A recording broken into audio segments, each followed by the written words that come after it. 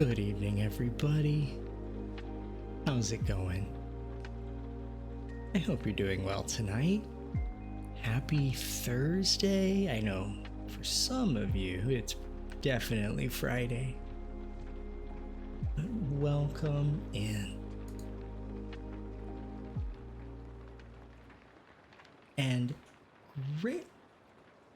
Music just went away. Well, I intended for that to stick around, at least until we start reading. 1 second. Good job, Moons, on getting first and other guy. Great job on being confused about acronyms. Very proud. But it's great to see y'all. Seriously, let me just get my audio. Aha, we bring it back. They said music was dead. Never. But how are you all doing tonight? Are you all getting excited for Halloween? I think I'm starting to get excited. Well, I've been excited, but I think I'm starting to get ready, if that makes sense. On Saturday, we're going to be playing in a bunch of like spooky Halloween themed VR chat worlds, and that's going to be really sweet. Going to do some competitive games, be a good time. But tonight we are doing our cozy, turn this music down. We're doing our cozy book reading stream tonight. So we made it halfway through The Wonderful Wizard of Oz. Made it halfway through last week, and it's my goal to get us through to the end of this book tonight. We'll see if we can. We'll see if we can. You know, I'm a little tired tonight, and one little part of me considered canceling stream tonight. I'm not just a little, I'm pretty tired, but I'm really, really glad that I didn't, because no matter how I feel going into these streams with you all, I always come out feeling better than when I went in, you know? And for that, I'm really grateful. Very grateful. Are my eyes tracked properly? 1 second. I feel like it's wrong.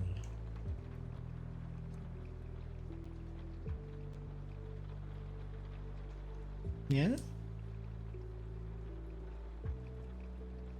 Maybe I'm just losing my mind tonight, which wouldn't surprise me. Thank you for the hydrate, Moons. I will do that right now.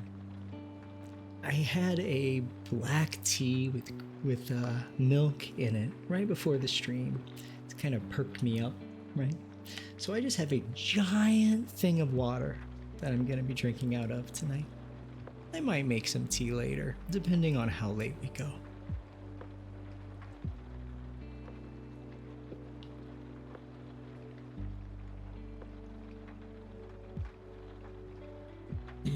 Thank you. I did a super hydrate. I needed it. And if you notice, the hydrate redeem on the reading streams are just slightly different than the hydrate redeems on every other stream, because if we did the actual hydrate, I would get splashed with water inside this beautiful library, and you can't have water spilling everywhere in a library. That'd be no bueno. So that is turned off for the night, but thank you for the hydrate. I really do appreciate it. All right. I'm gonna try fixing my model one more time, because I feel like his eyes are not where mine are. If that makes any sense. But you know what? It's not a big deal if it doesn't work, you know? Oh, there it is. There are my eyes. That's fantastic. All right. No more jare scares, which, you know what? I do miss them. I really do miss them. That's for sure. All right. Shall we dive into the book? So we're at 50%. We are at chapter 11. The Search, chapter 12. I don't do math. I don't read numbers. So we are on chapter 12, The Search for the Wicked Witch. I'm going to go ahead and bring this music down.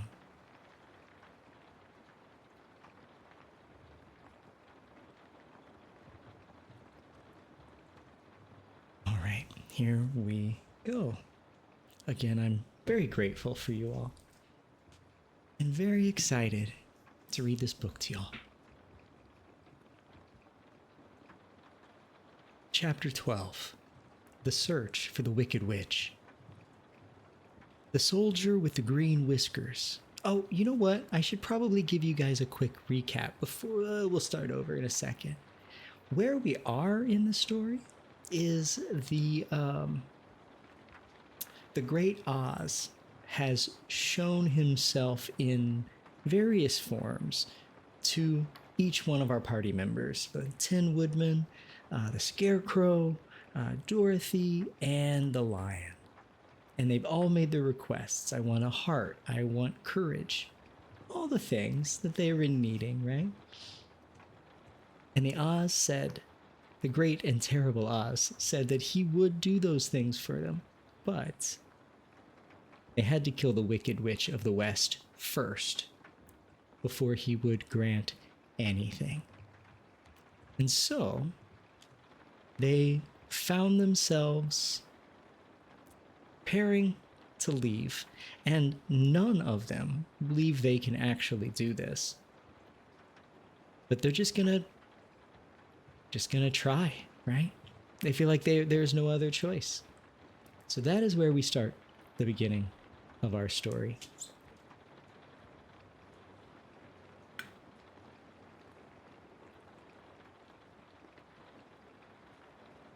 Chapter 12, The Search for the Wicked Witch. The soldier with the green whiskers led them through the streets of the Emerald City until they reached the room where the guardian of the gates lived. This officer unlocked their spectacles to put them back in his great box, and then he politely opened the gate for our friends.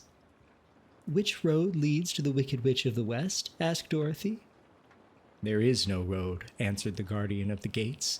"No one ever wishes to go that way." "How, then, are we to find her?" inquired the girl. "That will be easy," replied the man, "for when she knows you are in the country of the Winkies, she will find you and make her all your slaves." "Perhaps not," said the Scarecrow, "for we mean to destroy her." "Oh, well, that's different," said the guardian of the gates. "No one has ever destroyed her before, so I naturally thought she would make slaves of you, as she has of the rest. But take care, for she is wicked and fierce, and may not allow you to destroy her. Keep to the west, where the sun sets, and you cannot fail to find her." They thanked him and bade him goodbye and turned toward the west, walking over fields of soft grass dotted here and there with daisies and buttercups. Dorothy still wore the pretty silk dress she had put on in the palace, but now, to her surprise, she found it was no longer green, but pure white. The ribbon around Toto's neck had also lost its green color and was as white as Dorothy's dress. The Emerald City was soon left far behind. As they advanced, the ground became rougher and hillier, for there were no farms nor houses in this country of the West, and the ground was untilled. In the afternoon, The sun shone hot in their faces, for there were no trees to offer them shade, so that before night Dorothy and Toto and the lion retired and lay down upon the grass and fell asleep, with the woodman and the scarecrow keeping watch. Now, the Wicked Witch of the West had but one eye, yet that was as powerful as a telescope and could see everywhere. So, as she sat in the door of her castle, she happened to look around and saw Dorothy lying asleep with her friends all about her. They were a long distance off, but the Wicked Witch was angry to find them in her country, so she blew upon a silver whistle that hung around her neck. And once there came running to her from all directions a great pack of wolves. They had long legs and fierce eyes and sharp teeth. "Go to those people," said the witch, "and tear them to pieces." "Are you not going to make them your slaves?" asked the leader of the wolves. "No," she answered. "One of them is tin, and one of them is straw. One is a girl, and the other a lion. None of them is fit to work, so you may tear them into small pieces." "Very well," said the wolf, and he dashed away at full speed, followed by the others. It was lucky the scarecrow and the woodman were wide awake and heard the wolves coming.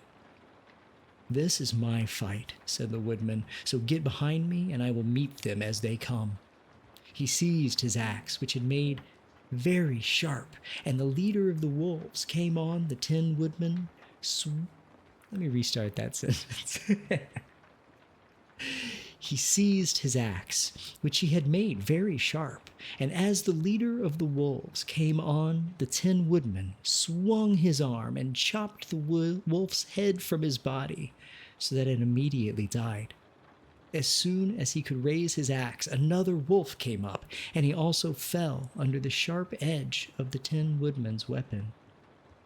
There were 40 wolves, and 40 times a wolf was killed, so that at last they all lay dead in a heap before the woodman. Then he put down his axe and sat beside the scarecrow, who said, "It was a good fight, friend." They waited until Dorothy awoke the next morning. The little girl was quite frightened when she saw the great pile of shaggy wolves, but the Tin Woodman told her all. She thanked him for saving them, and she sat down to breakfast, after which they started again upon their journey. Now, the same morning, the Wicked Witch came to the door of her castle and looked out with her one eye that could see far off. She saw all her wolves lying dead and the strangers still traveling through her country. This made her angrier than before, and she blew her silver whistle twice. Straightway, a great flock of wild crows came flying toward her, enough to darken the sky. And the Wicked Witch said to the King Crow, "Fly at once to the strangers, peck out their eyes, and tear them to pieces." The wild crows flew in one great flock toward Dorothy and her companions. When the little girl saw them coming, she was afraid. But the Scarecrow said, "This is my battle, so lie down beside me and you will not be harmed." So they all lay down upon the ground except the Scarecrow, and he stood up and stretched out his arms. And when the crows saw him, they were frightened, as these birds always are by scarecrows, and did not dare to come any nearer. But the King Crow said, "It is only a stuffed man. I will peck his eyes out." The King Crow flew at the Scarecrow, who caught it by the head and twisted its neck until it died. And then another crow flew at him, and the Scarecrow twisted its neck also. There were 40 crows, and 40 times the Scarecrow twisted a neck, until at last all were lying dead beside him. Then he called to his companions to rise, and again they went upon their journey. When the Wicked Witch looked out again and saw all her crows lying in a heap, she got into a terrible rage and blew 3 times upon her silver whistle. Forthwith there was a herd. Forthwith there was heard a great buzzing in the air, and a swarm of black bees came flying toward her. "Go to the strangers and sting them to death," commanded the witch, and the bees turned and flew rapidly until they came to where Dorothy and her friends were walking. But the woodman had seen them coming, and the scarecrow had decided what to do. "Take out my straw and scatter it over the little girl and the dog and the lion," he said to the woodman, "and the bees cannot sting them." This the woodman did, and as Dorothy lay close beside the lion and held Toto in her arms, the straw covered them entirely. The bees came and found no one but the woodman to sting, so they flew at him and broke off all of their stings against the tin without hurting the woodman at all. And as bees cannot live when their stings are broken, that was the end of the black bees, and they lay scattered thick about the woodman, like little heaps of fine coal. Then Dorothy and the lion got up, and the girl helped the Tin Woodman put the straw back into the scarecrow again until he was as good as ever. So they started upon their journey once more.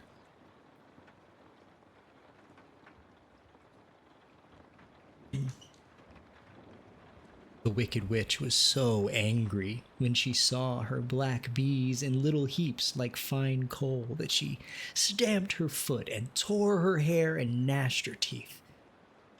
And then she called a dozen of her slaves, who were the Winkies, and gave them sharp spears, telling them to go to the strangers and destroy them. And the Winkies were not a brave people, but they had to do as they were told, so they marched away until they came near to Dorothy. Then the lion gave a great roar and sprang toward them. The poor Winkies were so frightened that they ran back as fast as they could. When they returned to the castle, the Wicked Witch beat them well with a strap and sent them back to their work, after which she sat down to think what she should do next. She could not understand how all her plans to destroy these strangers had failed, but she was a powerful witch, as well as a wicked one, and she soon made up her mind how to act. There was, in her cupboard, a golden cap with a circle of diamonds and rubies running round it. This golden cap had a charm. Whoever owned it could call 3 times upon the winged monkeys, who would obey any order they were given, but no person could command these strange creatures more than 3 times. Twice already the Wicked Witch had used the charm of the cap. Once was when she had made the Winkies her slaves and set herself to rule over their country. The winged monkeys had helped her do this. The second time was when she had fought against the great Oz himself and driven him out of the land of the West. The winged monkeys had also helped her in doing this. Only once more could she use this golden cap, for which reason she did not like to do so until all her other powers were exhausted. But now that her fierce wolves and her wild crows and her stinging bees were gone, and her slaves had been scared away by the cowardly lion, she saw there was only one way left to destroy Dorothy and her friends. So the Wicked Witch took the golden cap from her cupboard and placed it upon her head. Then she stood upon her left foot and said slowly, "Epe, pepe, kake." Next she stood upon her right foot and said, "Hilo, holo, hello." After this she stood upon both feet and cried in a loud voice, "Zizi, zuzi, zik." Now the charm began to work. The sky was darkened, and a low rumbling sound was heard in the air. There was a rushing of many wings and a great clattering and laughing. And the sun came out of the dark sky to show the Wicked Witch surrounded by a crowd of monkeys, each with a pair of immense and powerful wings on his shoulders. One, much bigger than the others, seemed to be their leader. He flew close to the witch and said, "You have called on us for the 3rd and last time. What do you command?" "Go to the strangers who are within my land and destroy them all, except the lion," said the Wicked Witch. Bring that beast to me, for I have a mind to harness him like a horse and make him work." "Your command shall be obeyed," said the leader, and with a great deal of chattering and noise, the winged monkeys flew away to the place where Dorothy and her friends were walking. Some of the monkeys seized the Tin Woodman and carried him through the air until they were over a country thickly covered with sharp rocks. Here they dropped the poor woodman, who fell a great distance to the rocks, where he lay so battered and dented that he could neither move nor groan. Others of the monkeys caught the Scarecrow, and with their long fingers pulled all of the straw out of his clothes and head. They made his hat and boots and clothes into a small bundle and threw it into the top branches of a tall tree. The remaining monkeys threw pieces of stout rope around the lion and wound many coils around his body and head and legs, until he was unable to bite or scratch or struggle in any way. Then they lifted him up and flew away with him to the witch's castle, where he was placed in a small yard with a high iron fence around it, so that he could not escape. But Dorothy, they did not harm at all. She stood with Toto in her arms, watching the sad fate of her comrades and thinking it would soon be her turn. The leader of the winged monkeys flew up to her, his long, hairy arms stretched out and his ugly face grinning terribly. But he saw the mark of the good witch's kiss upon her forehead and stopped short, motioning the others not to touch her. "We dare not harm this little girl," he said to them, "for she is protected by the power of good, and that is greater than the power of evil. All we can do is to carry her to the castle of the Wicked Witch and leave her alone." So carefully and gently, they lifted Dorothy in their arms and carried her swiftly through the air until they came to the castle, where they sat her down upon the front doorstep. Then the leader said to the witch, "We have obeyed you as far as we are able. The Tin Woodman and the Scarecrow are destroyed, and the lion is tied up in your yard. The little girl we dare not harm, nor the dog she carries in her arms. Your power over our band is now ended, and you will never see us again." Then all the winged monkeys, with much laughing and chattering and noise, flew into the air and were soon out of sight. The Wicked Witch was both surprised and worried when she saw the mark on Dorothy's forehead, for she knew well that neither the winged monkeys nor she herself dare hurt the girl in any way. She looked down at Dorothy's feet, and seeing the silver shoes, began to tremble with fear, for she knew what a powerful charm belonged to them. At first, the witch was tempted to run away from Dorothy, but she happened to look into the child's eyes and saw how simple the soul behind them was, and that the little girl did not know of the wonderful power the silver shoes gave her. So the Wicked Witch laughed to herself and thought, "I can still make her my slave, for she does not know how to use her power." Then she said to Dorothy, harshly and severely, "Come with me and see that you mind everything I tell you. For if you do not, I will make an end of you, as I did of the Tin Woodman and the Scarecrow."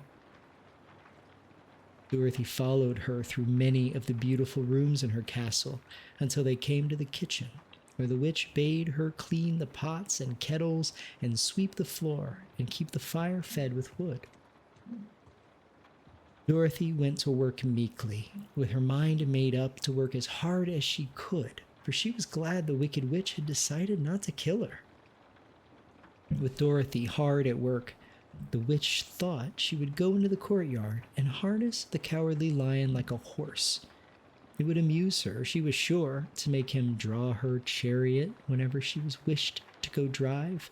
But as she opened the gate, the lion gave a loud roar and bounded at her so fiercely that the witch was afraid and ran out and shut the gate again. "If I cannot harness you," said the witch to the lion, speaking through the bars of the gate, "I can starve you. You shall have nothing to eat until you do as I wish." So after that, she took no food to the imprisoned lion, but every day she came to the gate at noon and asked, "Are you ready to be harnessed like a horse?" And the lion would answer, "No. If you come in this yard, I will bite you." The reason the lion did not have to do as the witch wished was that every night, while the woman was asleep, Dorothy carried him food from the cupboard. After he had eaten, he would lie down on his bed of straw, and Dorothy would lie beside him and put her head on his soft, shaggy mane while they talked of their troubles and tried to plan some way to escape. But they could find no way to get out of the castle, for it was constantly guarded by the yellow Winkies, who were the slaves of the Wicked Witch and too afraid of her not to do as she told them. The girl had to work hard during the day, and often the witch threatened to beat her with the same old umbrella she always carried in her hand.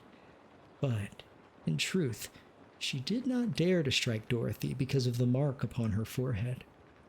The child didn't know this, and was full of fear for herself and Toto. Once the witch struck Toto a blow with her umbrella, and the brave little dog flew at her and bit her leg in return. The witch did not bleed where she was bitten, for she was so wicked that the blood in her had dried up many years before. Dorothy's life became very sad as she grew to understand that it would be harder than ever to get back to Kansas and Aunt Em again. Sometimes she would cry bitterly for hours, with Toto sitting at her feet and looking into her face, whining dismally to show how sorry he was for his little mistress. Toto did not really care whether he was in Kansas or the land of Oz, so long as Dorothy was with him. But he knew the little girl was unhappy, and that made him unhappy too.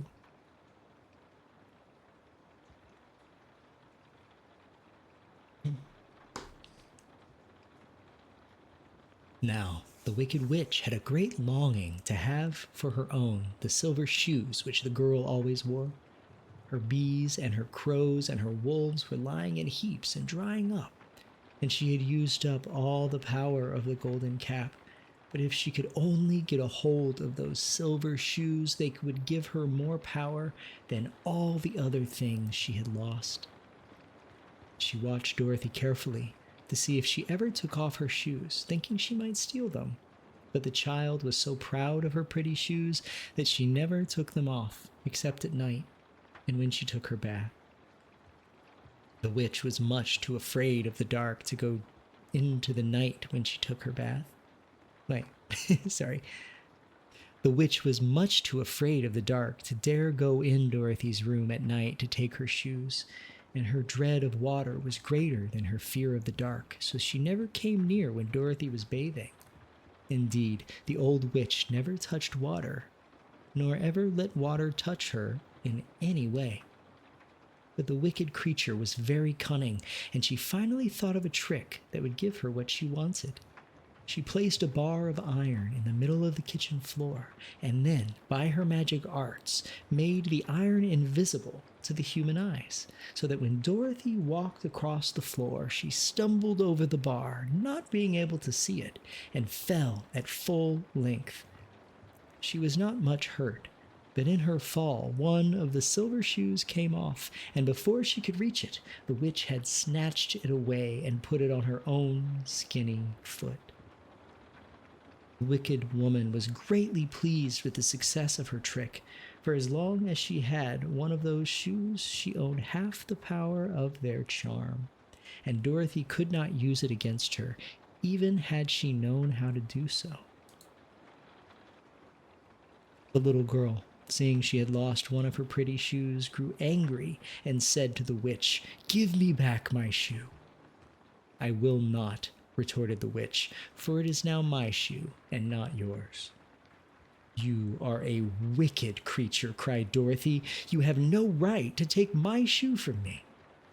"Well, I shall keep it just the same," said the witch, laughing at her, "and some day I shall get the other one from you too." This made Dorothy so very angry that she picked up the bucket of water that stood near and dashed it over the witch, wetting her from head to foot. Instantly, the wicked woman gave a loud cry of fear, and then, as Dorothy looked at her in wonder, the witch began to shrink and fall away. "See what you have done," she screamed. "In a minute, I shall melt away." "I'm very sorry indeed," said Dorothy, who was truly frightened to see the witch actually melting away like brown sugar right before her very eyes. "Didn't you know water would be the end of me?" asked the witch in a wailing, despairing voice. "Of course not," answered Dorothy. "How should I?" "Well, in a few minutes I shall be all melted, and you will have the castle to yourself. I have been wicked in my day, but I never thought a little girl like you would ever be able to melt me and end my wicked deeds. Look out, here I go." With these words, the witch fell down in a brown, melted, shapeless mass and began to spread over the clean boards of the kitchen floor. Seeing that she had really melted away to nothing, Dorothy drew another bucket of water and threw it over the mess. She then swept it all out the door. After picking up the silver shoe, which was all that was left of the old woman, she cleaned and dried it with a cloth and put it on her foot again. Then, being at last free to do as she chose, she ran out to the courtyard to tell the lion that the Wicked Witch of the West had come to an end and that they were no longer prisoners in a strange land. And that was chapter 12. It was a very long chapter. I really liked it. Other guy says, "She found those fucking slippers yet?" Yes, right away those slippers were on the Wicked Witch of the East. But unlike the movie, like the movie it's like the ruby slippers. These are silver slippers. And we don't know what the powers are, I guess. I don't remember if we've been told what the powers are. And hi there, Hermonthus. How are you doing tonight? Thank you so much for coming in and hanging with us. I hope you're doing great. Moons, if she'd been home. That's true, but I don't think she knows the power that she wields, right? Or if they may not work the same as they do in the movie. Just a thought. Likely the change is because of the color contrast, black and white to color. Absolutely. I think the ruby slippers are iconic and are really like pop against the yellow of the brick. So like fantastic costume design, especially for 1930s. You're actually going as the Wicked Witch for Halloween this year. Green paint and all? Nice. That's going to be really fun. Do you have like a nose, like a prosthetic nose and all of that stuff?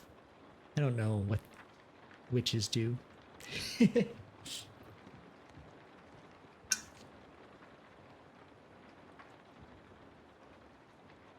That chapter was so long that it was a full 10% of the book, which I thought was kind of wild. Kind of wild. Let's see how quick this chapter is. Okay, this chapter is really short. And then, after this, we'll go ahead and take our ad break. Thank you for the hydrate, Moons. No nose, but a small broom and a pointy hat? That's perfect.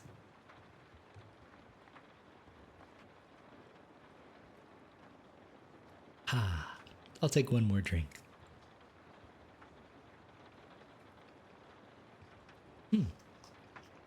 Awesome. All right, let's dive into the next one.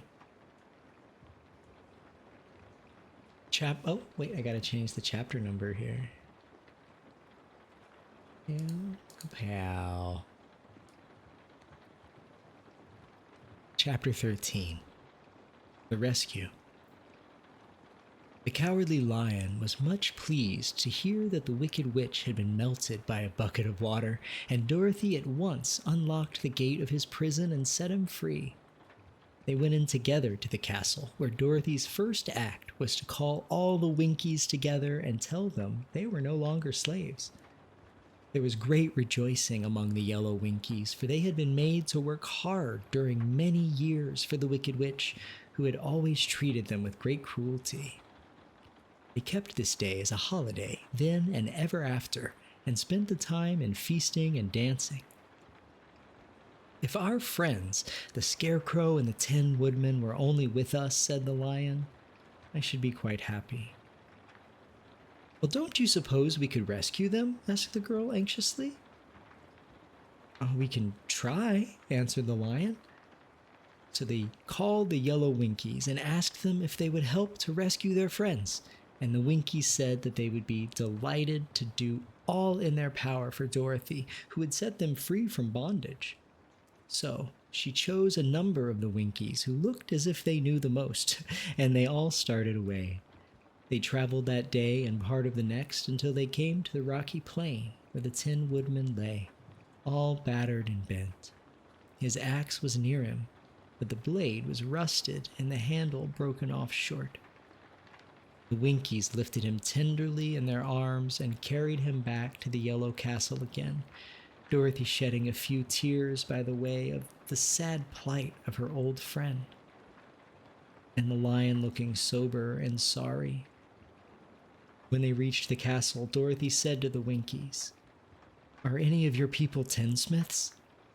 "Oh yes, some of us are very good tinsmiths," they told her. "Then bring them to me," she said, and when the tinsmiths came, bringing with them all their tools and baskets, she inquired, "Can you straighten out those dents in the Tin Woodman? And bend him back into shape again and solder him together where he's broken?" The tinsmiths looked at the woodman over carefully and then answered. Let's start the sentence over. Sorry. The tinsmiths looked the woodman over carefully and then answered that they thought they could mend him so that he would be as good as ever. So they set to work in one of the big yellow rooms of the castle and worked for 3 days and 4 nights, hammering and twisting and bending and soldering and polishing and pounding at the legs and body and the head of the Tin Woodman, until at last he was straightened out into his old form and his joints worked as well as ever. To be sure, there were several patches on him, but the tinsmiths did a great job. And as the woodman was not a vain man, he did not mind the patches at all. When, at last, he walked into Dorothy's room and thanked her for rescuing him, he was so pleased that he wept tears of joy, and Dorothy had to wipe every tear carefully from his face with her apron so his joints would not be rusted. At the same time, her own tears fell thick and fast at the joy of meeting her old friend again. And these tears did not need to be wiped away. As for the Lion, he wiped his eyes so often with the tip of his tail that it became quite wet, and he was obliged to go out into the courtyard and hold it into the sun until it dried. "If we only had the Scarecrow with us again," said the Tin Woodman, when Dorothy had finished telling him everything that had happened, "I should be quite happy." "We must try to find him," said the girl. So she called the Winkies to help her, and they walked all that day and part of the next until they came to a tall tree in the branches of which the winged monkeys had tossed the Scarecrow's clothes. It was a very tall tree, and the trunk was so smooth that no one could climb it. But the woodman said at once, "I'll chop it down, and then we can get the Scarecrow's clothes." Now, while the tinsmiths had been Now,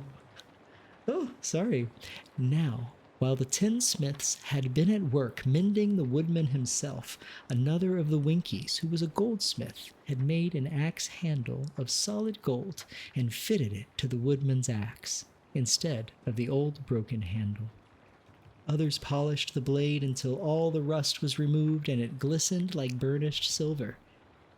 As soon as he had spoken, the Tin Woodman began to chop, and in a short time the tree fell over with a crash, whereupon the Scarecrow's clothes fell out of the branches and rolled off on the ground.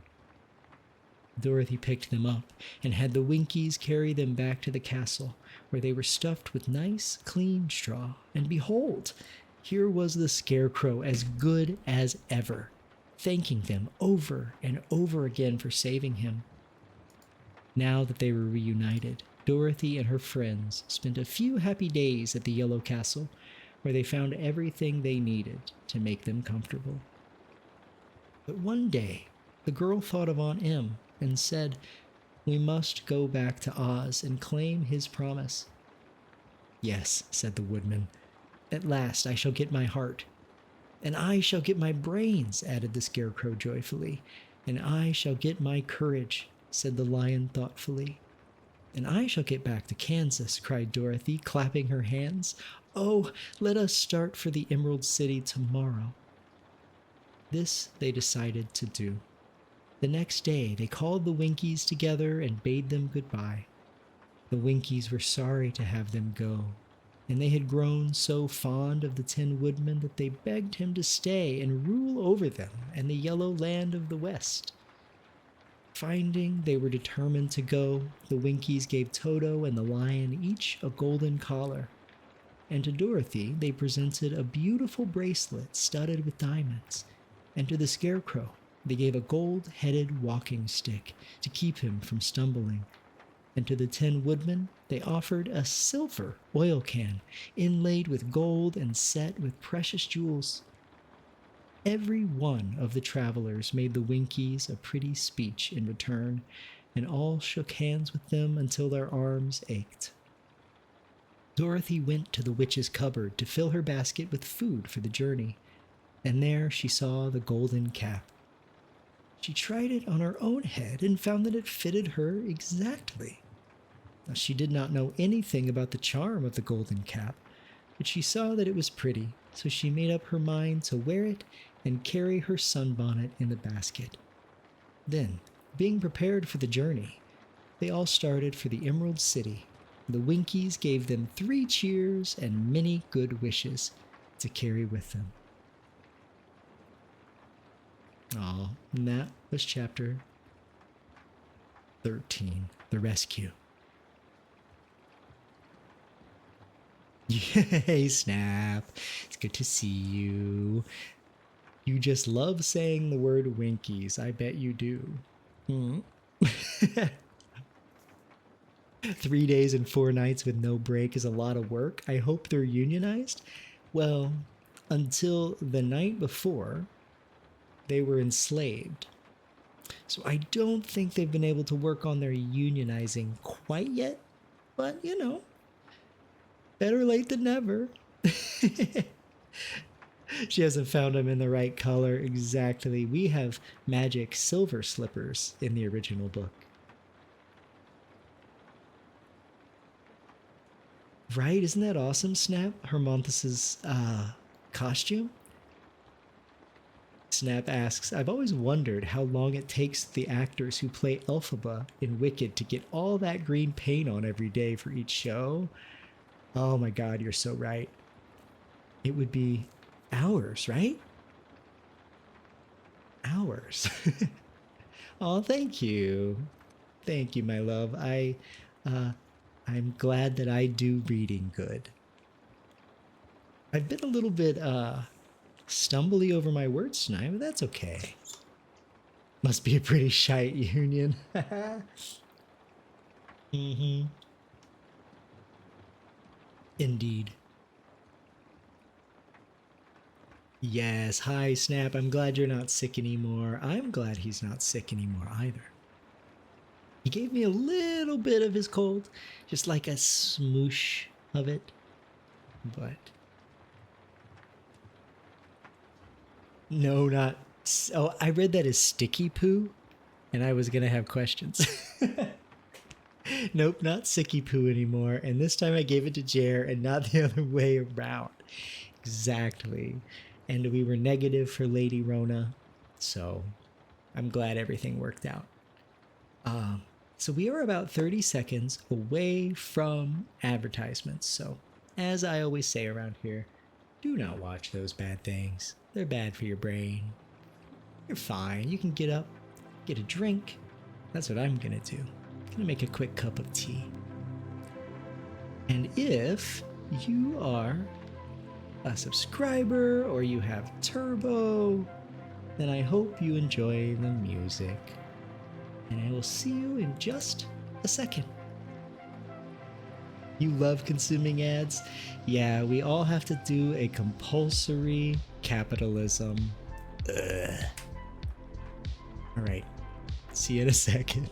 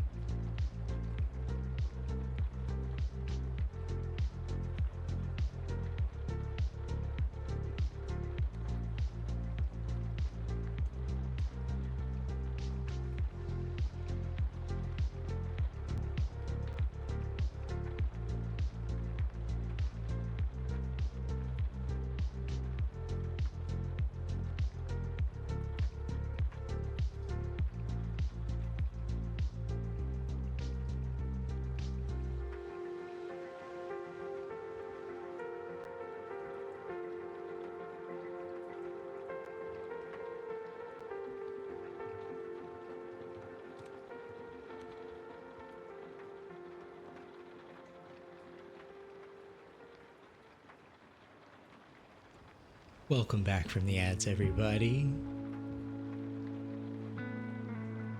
Catch up with chat here. And I'm gonna come back to reading. Yeah. So, I hope the ads were not too terrible. But it sounds like Hermonthus, you got a really intense Beyonce ad. Oh, they airbrushed her. You know, that's such a fascinating thing that is done. I've just never understood it. You know, I work in environments that do things like that, and it has always felt weird to me. But Beyonce's being a little extra tonight. You know what? Even Beyonce needs a night to cut loose, right? Even Beyonce ads? No. Ads don't get our love. Oh, but you know, if I think you're actually not allowed to say all those things, like don't watch the ads if you're like a partner. All kinds of stuff like that. Thank goodness we are not beholden, right?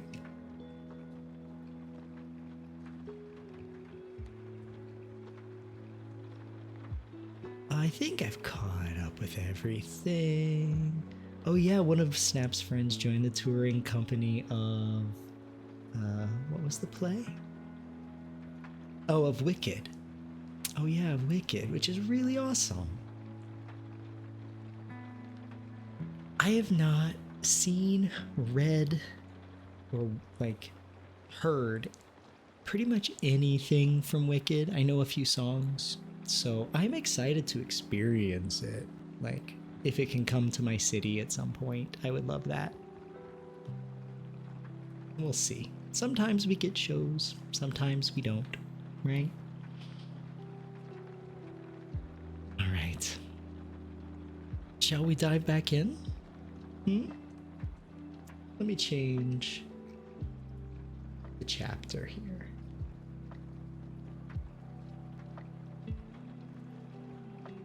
Ooh. Chapter 14, The Winged Monkeys. I remember the winged monkeys really, like, freaking me out when I was a kid, you know? I don't know if that was the same experience for you all, but like in the movie, yeah, it scared the poop out of me. You're sleepy? Good. Good. That is what I hope I am helping with whenever I go live.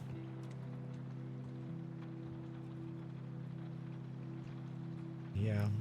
So I hope you're snuggled into bed, or at least going to be soon. Especially, you know, with starting a new job. Get extra exhausted. I know I get extra exhausted if whenever I start a new gig. That first little bit takes a while to get used to. Oh, thank you for the posture check. It's kind of okay. It could be better. Let me fix it. So I have one leg pretzeled under and one leg like propped up, because I have a little shelf under my desk. And so that's what I'm gonna do. I'm gonna like lazy boy it. Turn my desk into, oh, now my feet just fell. Trying to do something a little different, and I'm gonna break my toes.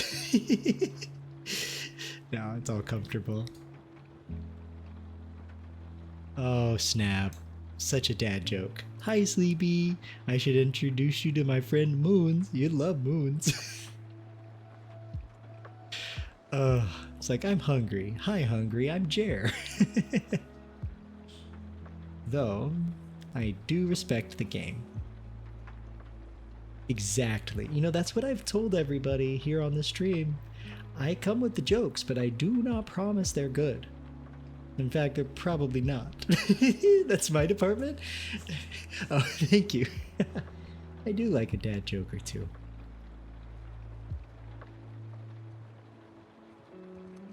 Alright, I'm going to hydrate myself, and then I think we should get into chapter 14? The Winged Monkeys? We'll see how good it is, how spooky the monkeys are. The monkeys really respected her, which I don't think was a thing in the movies. I think the monkeys were just, like, rowdy. I have to watch it again.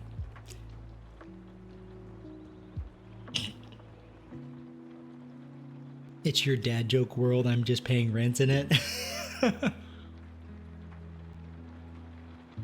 Is that the price of admission to being married to me? You just have to live with my dad jokes. All right, here we go.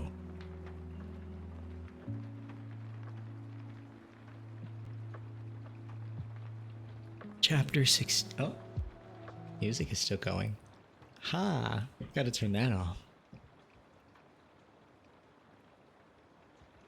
Chapter 16. The Winged Monkeys. You will remember there was no road, not even a pathway between the castle of the Wicked Witch and the Emerald City. When the four travelers went in search of the witch, she had seen them coming and so sent the winged monkeys to bring them to her. It was much harder to find their way back through the big fields of buttercups and yellow daisies than it was being carried. They knew, of course, that they must go straight east toward the rising sun, and they started off in the right way, but at noon, when the sun was over their heads, they did not know which was east and which was west, and that was the reason they were lost in the great fields. They kept on walking, however, and at night the moon came out and shone brightly. So they lay down amongst the sweet-smelling yellow flowers and slept soundly until morning. But all but the Scarecrow and the Tin Woodman. The next morning, the sun was behind a cloud, but they started on as if they were quite sure which way they were going. "If we walk far enough," said Dorothy, "I'm sure we shall sometime come to some place." But day by day passed away, and they still saw nothing before them but the scarlet fields. Scarecrow began to grumble a bit. "We have surely lost our way," he said, "and unless we find it again in time to reach the Emerald City, I shall never get my brains." "Nor I my heart," declared the Tin Woodman. "It seems to me I can scarcely wait till I get to Oz, and you must admit this is a very long journey." "You see," said the Cowardly Lion with a whimper, "I haven't the courage to keep tramping forever without getting anywhere at all." Then Dorothy lost heart. She sat down on the grass and looked at her companions. Then they sat down and looked at her and Toto. And Toto found that for the first time in his life, he was too tired to chase a butterfly that flew past his head. So he put out his tongue and panted and looked at Dorothy as if to ask what they should do next. "Suppose we could call the field mice," she suggested. "They could probably tell us the way to the Emerald City." "Well, to be sure they could," cried the Scarecrow. "Why didn't we think of that before?" Dorothy blew the little whistle she had always carried about her neck since the Queen of the Mice had given it to her. In a few minutes they heard the pattering of tiny feet, and many of the small gray mice came running up to her. Among them was the Queen herself, who asked in her squeaky little voice, "What can I do for my friends?" "We have lost our way," said Dorothy. "Can you tell us where the Emerald City is?" "Certainly," answered the Queen, "but it is a great way off, for you have had it at your backs all this time." Then she noticed Dorothy's golden cap and said, "Why don't you use the charm of the cap and call the winged monkeys to you? They will carry you to the city of Oz in less than an hour." "I didn't know there was a charm," answered Dorothy in surprise. "What is it?" "It is written inside the golden cap," replied the Queen of the Mice. "But if you're going to call the winged monkeys, we must run away, for they are full of mischief and think it great fun to plague us." "Won't they hurt me?" asked the girl anxiously. "Oh, no. They must obey the wearer of the cap. Goodbye," and she scampered out of sight, with all the mice hurrying after her. Dorothy looked inside the golden cap and saw some words written upon the lining. These, she thought, must be the charm, so she read the directions carefully and put the cap upon her head. "Epe, pepe, kake," she said, standing on her left foot. "What did you say?" asked the Scarecrow, who did not know what she was doing. "Hi-lo, ho-lo, hello," Dorothy went on, standing this time on her right foot. "Hello," replied the Tin Woodman calmly. "Zizzy, zuzzy, zick," said Dorothy, who was now standing on both feet. This ended the saying of the charm, and they heard a great chattering and flapping of wings as the band of winged monkeys flew up to them. The king bowed low before Dorothy and asked, "What is your command?" "We wish to go to the Emerald City," said the child, "and we've lost our way." "We will carry you," replied the king, and no sooner had he spoken than two of the monkeys caught Dorothy in their arms and flew away with her. Others took the Scarecrow and the Woodman and the Lion, and one little monkey seized Toto and flew after them, although the dog tried hard to bite him.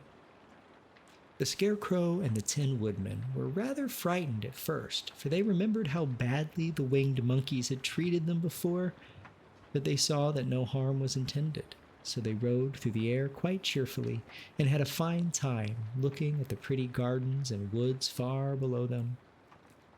Dorothy found herself riding easily between two of the biggest monkeys, one of them the king himself. They had made a chair of their hands and were careful not to hurt her. "Why do you have to obey the charm of the golden cap?" she asked. "Well, that is a long story," answered the king with a winged laugh. "But as we have a long journey before us, I will pass the time by telling you about it if you wish." "I shall be glad to hear it," she replied.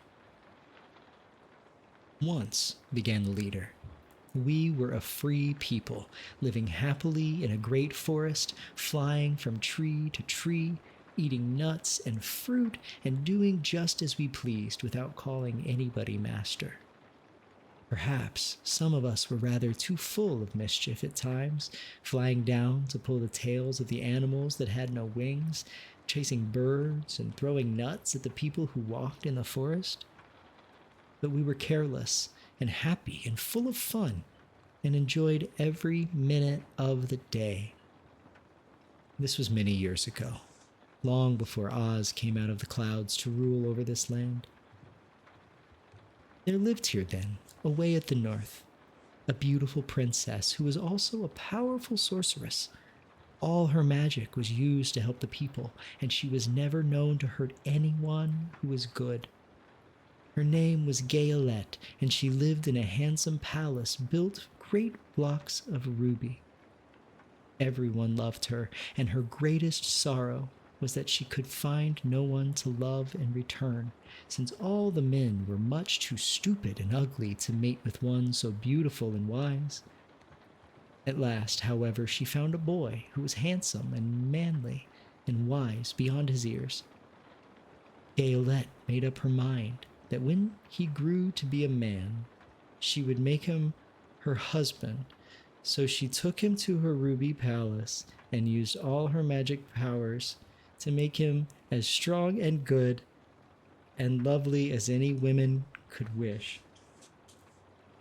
When he grew to manhood, Kaylala, as he was called, was said to be the best and wisest man in all the land, while his manly beauty was so great that Gayolette loved him dearly and hastened to make everything ready for the wedding. My grandfather was at that time the king of the winged monkeys, which lived in the forest near Gaylet's place, and the old fellow loved a joke better than good dinner. One day, just before the wedding, my grandfather was flying out with his band when he saw Kelala walking beside the river.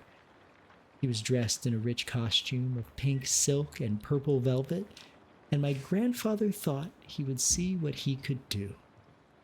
At his word, the band flew down and seized the Kelala, carried him in their arms until they were over the middle of the river, and dropped him into the water. "Swim out, my fine fellow," cried my grandfather, "and see if the water has spotted your clothes." Kelala was much too wise not to swim, and he was not in the least spoiled by all his good fortune. He laughed when he came to the top of the water and swam into shore, but when Gaylet came running out to him, she found his silks and velvet all ruined by the river. The princess was angry, and she knew, of course, who did it. She had all the winged monkeys brought before her, and she said at first that their wings would be tied, and they should be treated as they had treated Kelala, and dropped in the river. But my grandfather pleaded hard, for he knew the monkeys would drown in the river with their wings tied. And Kelala said a kind word for them also, so that Gaylet finally spared them on a condition that the winged monkeys should ever after do 3 times the bidding of the owner of the golden cap. This cap has been made for a wedding present to Kelala, and it is said to have cost the princess half her kingdom. Of course, my grandfather and all the other monkeys at once agreed to the condition, and that is how it happens that we are 3 times the slaves of the owner of the golden cap, whosoever he may be. "And what became of them?" asked Dorothy, who had been greatly interested in the story. "Kelala being the first owner of the golden cap," replied the monkey, "he was the first to lay his wishes upon us. As his bride could not bear the sight of us, he called us all to him in the forest after he had married her, and ordered us always to keep where she could never again set eyes on a winged monkey, which we were glad to do, for we were all afraid of her.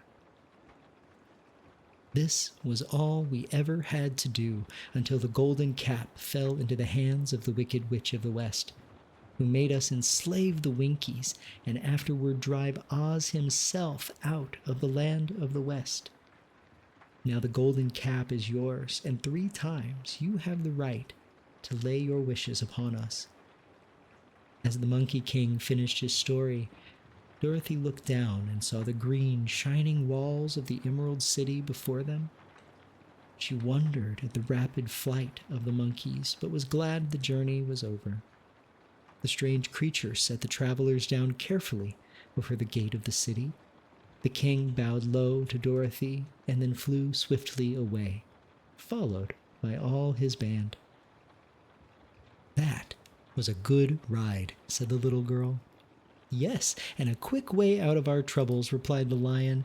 "How lucky it was you brought away that wonderful cap." And that was chapter 14. That took a turn. Not sure I like what happened to that poor kid. I think you could probably hear the life fall out of my voice as I was reading that section. I know it was 1900, but heesh.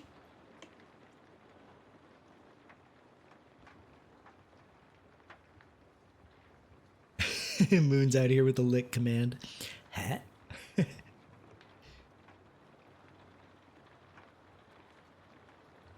Yeah, so I don't know anything about 6, the play, either. But... Oh, excuse me. Yawning. 6, Hadestown and Juliet are top of your wanna see someday list. Well, we should do that. Snap, we should make that a priority. I think that would be nice. Let's see, where are we in the book? We are at 65% of the book. So you know, we're getting there. We are getting there. We'll take one more drink and we will dive right back in.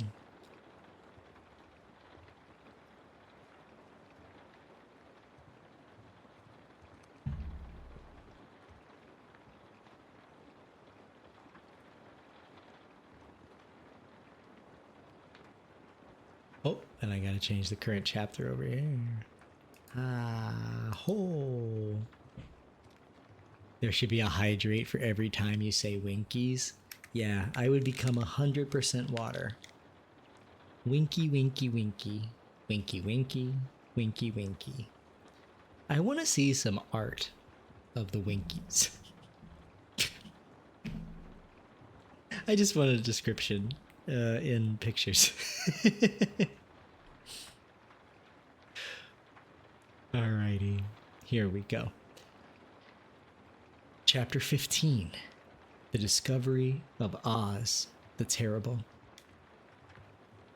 The four travelers walked up to the great gate of Emerald City and rang the bell. After ringing several times, it was opened by the same guardian of the gates they had met before. "What? Are you back again?" he asked in surprise. "Do you not see us?" answered the Scarecrow. "But I thought you had gone to visit the Wicked Witch of the West." "We did visit her," said the Scarecrow. "And she let you go again?" asked the man in wonder. "She could not help it, for she is melted," explained the Scarecrow. "Melted? Well, that is good news indeed," said the man. "Who melted her?" "It was Dorothy," said the lion gravely. "Good gracious!" exclaimed the man, and he bowed very low indeed before her. Then he led them into his little room and locked the spectacles from the great box on all their eyes, just as he had done before. Afterward, they passed on through the gate into the Emerald City. When the people heard from the guardian of the gates that Dorothy had melted the Wicked Witch of the West, they had all gathered around the travelers and followed them in a great crowd to the Palace of Oz. The soldier with the green whiskers was still on guard before the door, but he let them in at once, and they were again met by the beautiful green girl who showed each of them to their old rooms at once, so they might rest until the great Oz was ready to receive them. The soldier had carried the news straight to Oz that Dorothy and the other travelers had come back again after destroying the Wicked Witch, but Oz made no reply. They thought the great wizard would send for them at once, but he did not. They had no word from him the next day, nor the next, nor the next.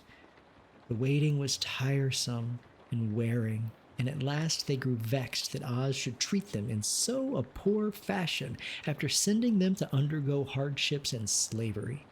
So the Scarecrow at last asked the green girl to take another message to Oz, saying if he did not let them in to see him at once, they would call the winged monkeys to help them and find out whether he kept his promises or not. When the wizard was given this message, he was so frightened that he sent word for them to come to the throne room at 4 minutes after 9 o'clock the next morning. He had once met the winged monkeys in the land of the West, and he did not wish to meet them again. The four travelers passed a sleepless night, each thinking of the gift Oz had promised to bestow on him. Dorothy fell asleep only once, and then she dreamed she was in Kansas, where Aunt Em was telling her how glad she was to have her little girl home again. Promptly at 9 o'clock the next morning, the green-whiskered soldier came to them, and 4 minutes later, they all went into the throne room of the great Oz. Of course, each one of them expected to see the wizard in the shape he had taken before, and all were greatly surprised when they looked about and saw no one at all in the room. They kept close to the door and closer to one another, for the stillness of the empty room was more dreadful than any of the forms they had seen Oz take. Presently, they heard a solemn voice that seemed to come from somewhere near the top of the great dome, and it said, "I am Oz, the great and terrible. Why do you seek me?" They looked again in every part of the room, and then, seeing no one, Dorothy asked, "Where are you?" "I am everywhere," answered the voice, "but to the eyes of common mortals I am invisible. I will now seat myself upon my throne that you may converse with me." Indeed, the voice seemed just then to come straight from the throne itself. So they walked toward it and stood in a row while Dorothy said, "We have come to claim our promise, O Oz." "What promise?" asked Oz. "You promised to send me back to Kansas when the Wicked Witch was destroyed," said the girl. "And you promised to give me brains. And you promised to give me a heart," said the Tin Woodman. "And you promised to give me courage," said the Cowardly Lion. "Is the Wicked Witch really destroyed?" asked the voice, and Dorothy thought it trembled a little. "Yes," she answered. "I melted her with a bucket of water." "Dear me," said the voice, "how sudden! Well, come to me tomorrow, for I must have time to think it over." "You've had plenty of time already," said the Tin Woodman angrily. "We shan't wait a day longer," said the Scarecrow. "You must keep your promises to us," exclaimed Dorothy. The lion thought it might be well to frighten the wizard, so he gave a large, loud roar, which was so fierce and dreadful that Toto jumped away from him in alarm and tipped over the screen that stood in the corner. As it fell with a crash, they looked that way, and the next moment all of them were filled with wonder, for they saw, standing in just the spot the screen had hidden, a little old man with a bald head and a wrinkled face, who seemed to be as much surprised as they were. The Tin Woodman, raising his axe, rushed toward the little man and cried out, "Who are you?" "I am Oz, the Great and Terrible," said the little man in a trembling voice. "But don't strike me, please don't, and I'll do anything you want me to." Our friends looked at him in surprise and dismay. "I thought Oz was a great head," said Dorothy. "And I thought Oz was a lovely lady," said the Scarecrow. "And I thought Oz was a terrible beast," said the Tin Woodman. "And I thought Oz was a ball of fire," exclaimed the lion. "No, you are all wrong," said the little man meekly. "I've been making believe." "Making believe?" cried Dorothy. "Are you not a great wizard?" "Hush, my dear," he said. "Don't speak so loud or you'll be overheard, and I should be ruined. I'm supposed to be a great wizard." "And aren't you?" she asked. "Not a bit, my dear. I'm just a common man." "Oh, you're more than that," said the Scarecrow in a grieved tone. "You're a humbug." "Exactly so," declared the little man, rubbing his hands together as it pleased him. "I am a humbug." "But this is terrible," said the Tin Woodman. "How shall I ever get my heart?"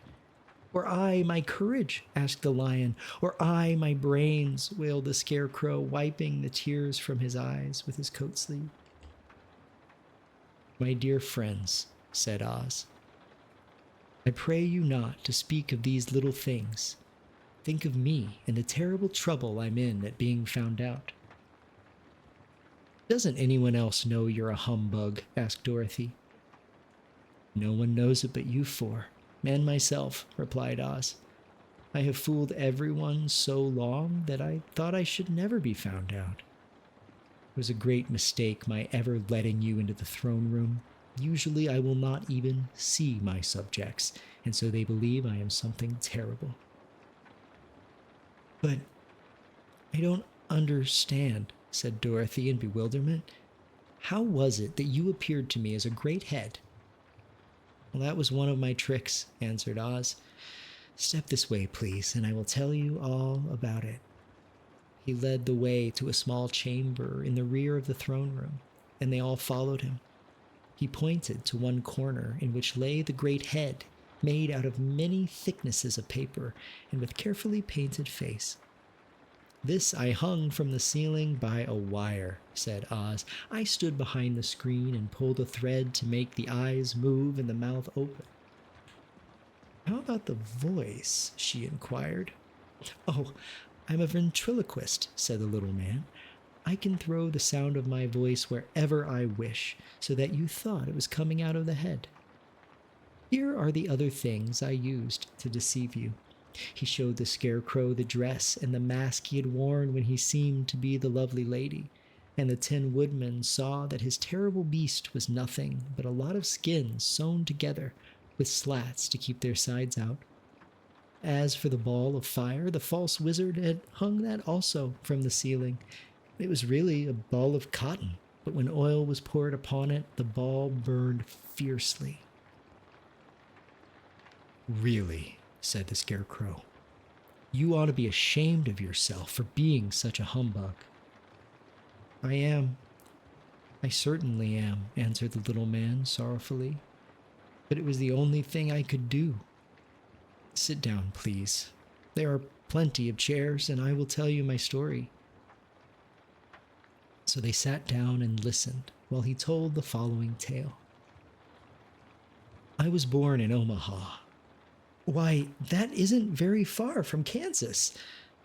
No, but it's farther from here, he said, shaking his head at her sadly.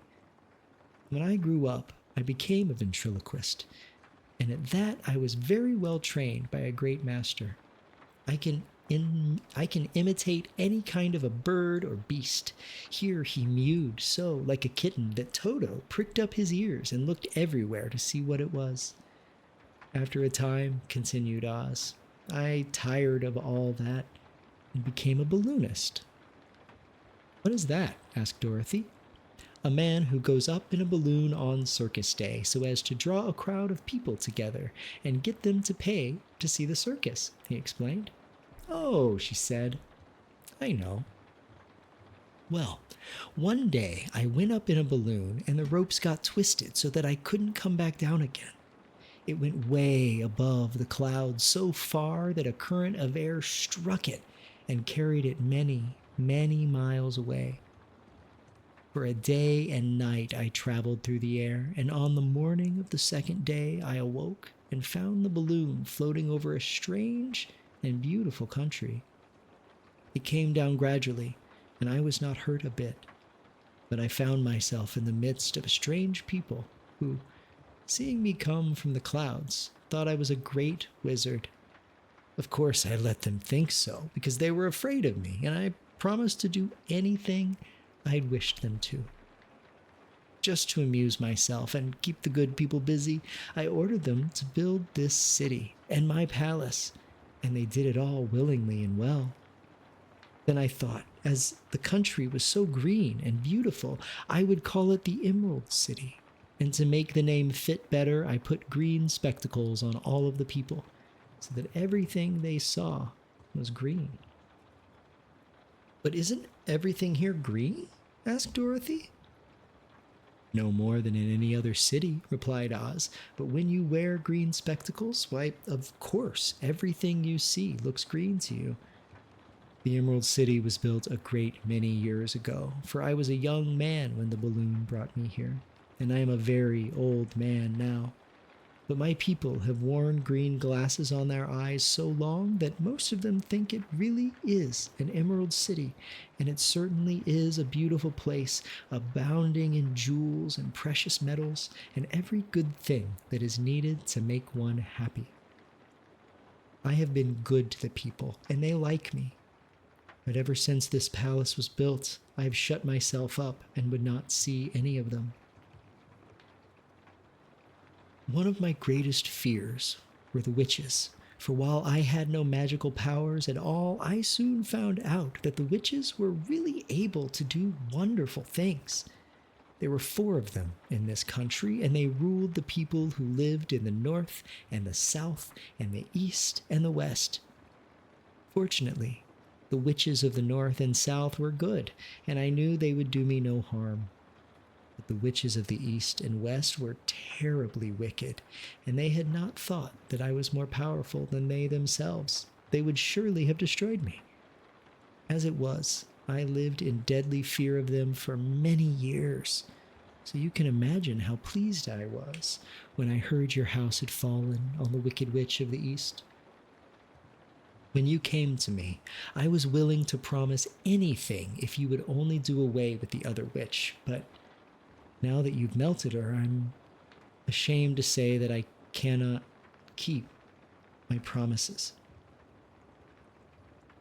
I think you are a very bad man, said Dorothy. Oh, no, my dear. I am a very good man, but I am a very bad wizard, I must admit. Well, can't you give me brains? Asked the Scarecrow. You don't need them. You are learning something every day. A baby has brains, but it doesn't know much. Experience is the only thing that brings knowledge, and the longer you are on Earth, the more experiences you are sure to get. Well, that may all be true, said the Scarecrow, but I shall be very unhappy unless you give me brains. The false wizard looked at him carefully. Well, he said with a sigh, I am not much of a magician, but as I said, if you will come to me tomorrow morning, I will stuff your head with brains. Now, I cannot tell you how to use them. However, you must find that out for yourself. Oh, thank you, cried the Scarecrow. I'll find a way to use them, never fear. But how about my courage? Asked the lion anxiously. You have plenty of courage, I am sure, answered Oz. All you need is confidence in yourself. There is no living thing that is not afraid when it faces danger. The true courage is in facing danger when you are afraid, and that kind of courage you have in plenty. Perhaps I have, but I'm scared just the same, said the lion. I shall really be very unhappy unless you give me the sort of courage that makes one forget he is afraid. Very well. I will give you that sort of courage tomorrow, replied Oz. Well, how about my heart? Asked the Tin Woodman. Why, as for that, answered Oz, I think you are wrong to want a heart. It makes most people unhappy. If you only knew it, you are in luck not to have a heart. Well, that must be a matter of opinion, said the Tin Woodman. For my part, I will bear all the unhappiness without a murmur if you will just give me the heart. Very well, answered Oz meekly. Come to me tomorrow and you shall have a heart. I have played wizard for so many years that I may as well continue the part a little longer.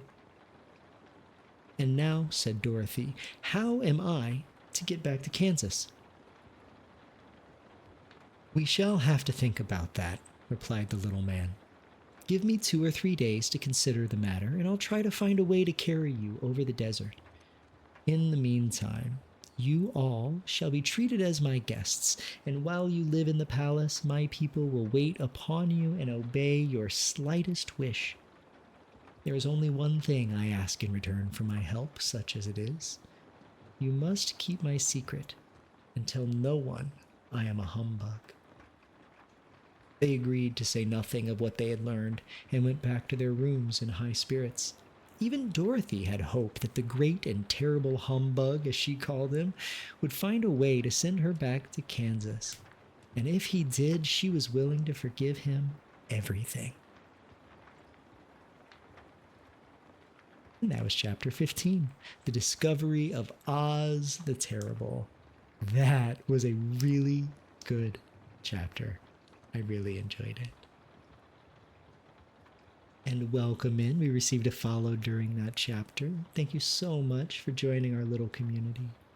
And I hope you find a nice cozy place here. And hey there, Hermonth is back. Oh, you moved up to your upstairs computer. Nice, nice, nice.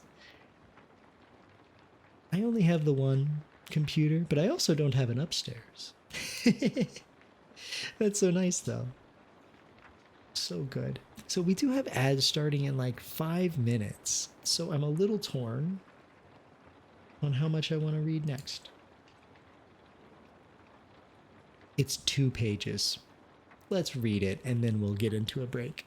I'll take a quick sip of water. But welcome back, Hermonthus.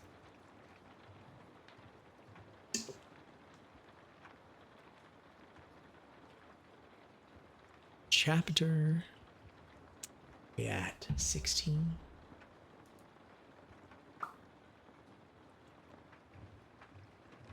Chapter 16.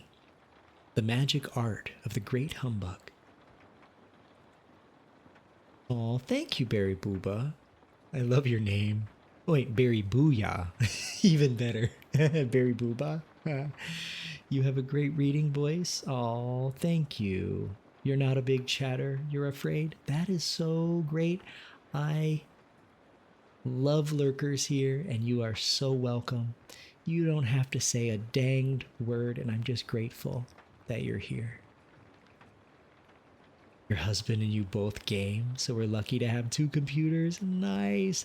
I really want to get my husband a computer one day, and we can, like, play in VR chat together and, like, all that fun stuff. But one day. Yes, lurkers are the backbone of streaming. That is for sure. Of course, Barry, I like that emote. That is so cute. I am such a big lurker, and before I started streaming especially, I just never chatted, like ever. And when I decided to start streaming, I realized like I wanted to make a super lurker friendly place. So that is me. But I am gonna go ahead and run the ads because we have 3 minutes before the ads start. So if I run them now, then we can jump back in. We are 70% done with the book. We are on track to finish it tonight still, I think. We're about the same pace as we were last Thursday. So be good. So I'm going to go ahead and bring up some music for you. And if you do get ads, if you don't have Turbo or you're not a subscriber, please don't watch them. And if you do get ads, don't watch them. If you don't get ads, please enjoy the music and the Be Right Back screen. And I will see you in just a couple minutes.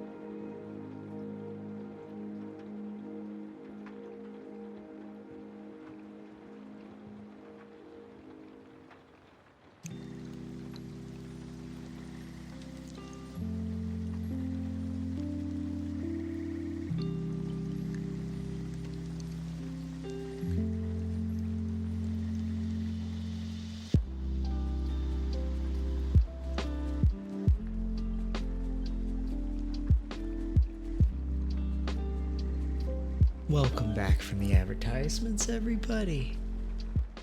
I hope you're doing pretty good. I hope the ads were not too addy, too capitalist for my taste.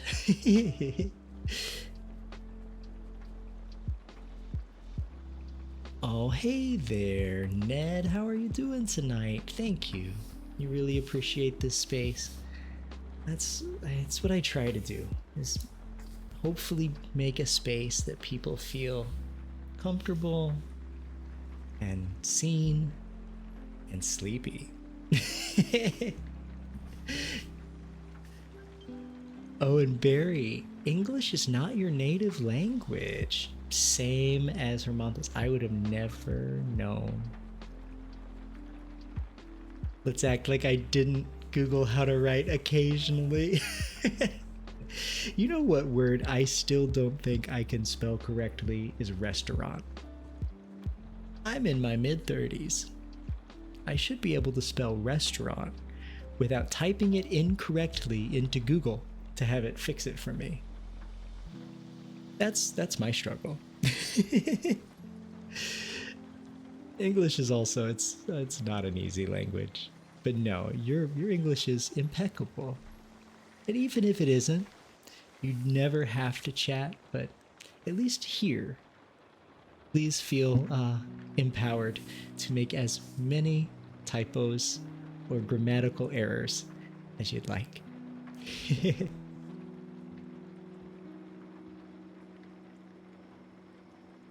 All right.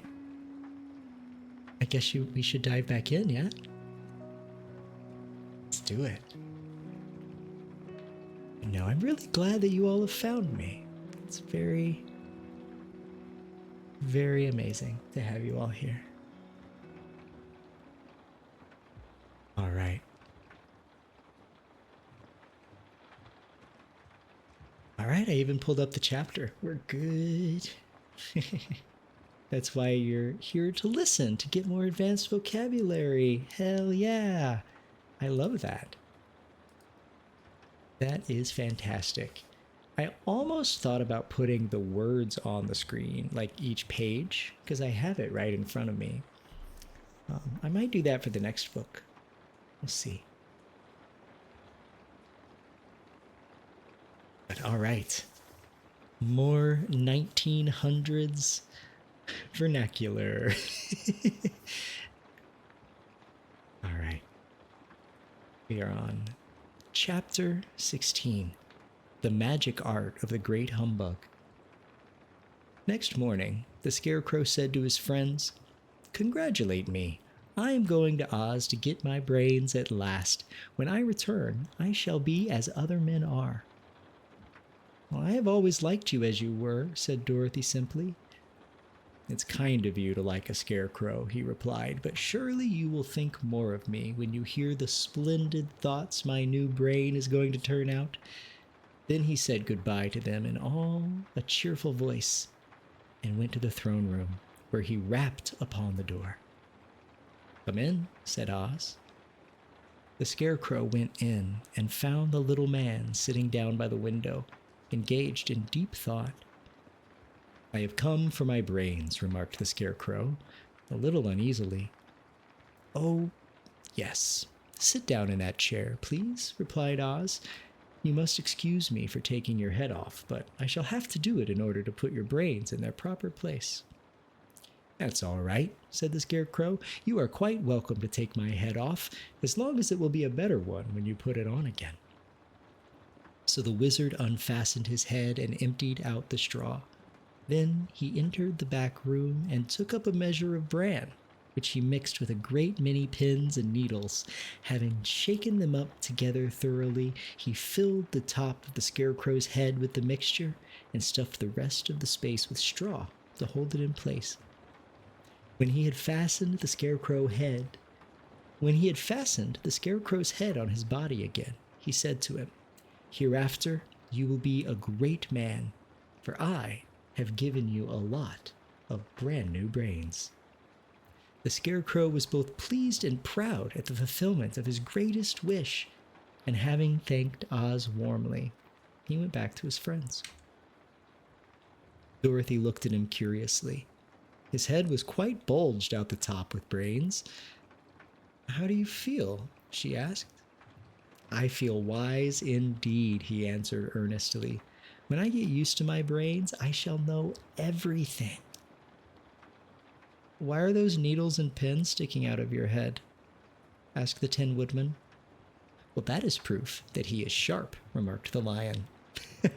Well, I must go to Oz and get my heart, said the Tin Woodman. So he walked to the throne room and knocked at the door.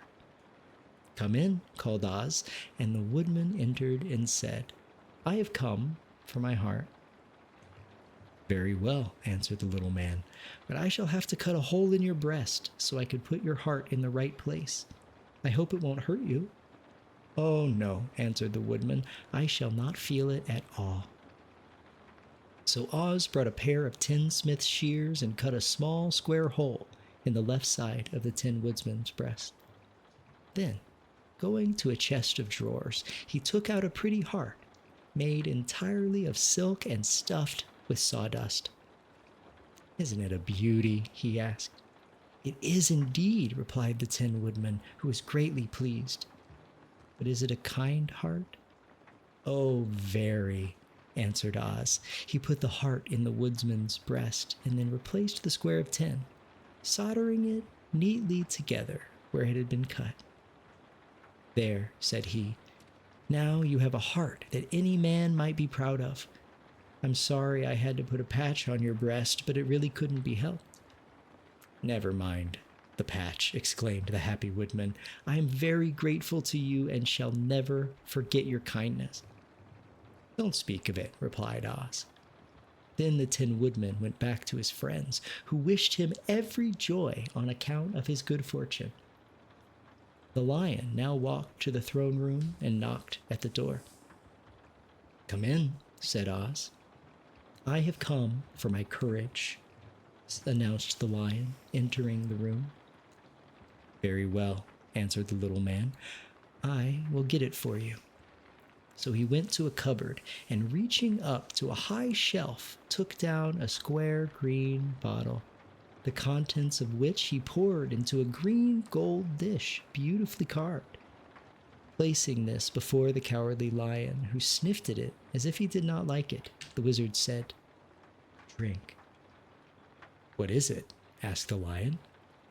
Well, answered Oz, if it were inside of you, it would be courage. You know, of course, that courage is always inside one, so this really cannot be called courage until you have swallowed it. Therefore, I advise you to drink it as soon as possible. The Lion hesitated no longer, but drank till the dish was empty. How do you feel now? Asked Oz. Full of courage, replied the Lion, who went joyfully back to his friends to tell them of his good fortune. Oz, left to himself, smiled to think of success in giving the Scarecrow and the Tin Woodman and the Lion exactly what they thought they wanted.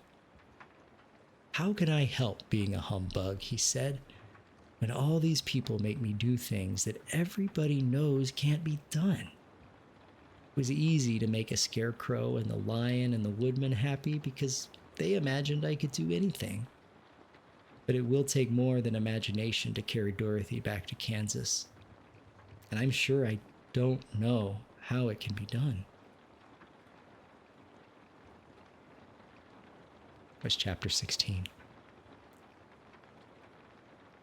The next chapter,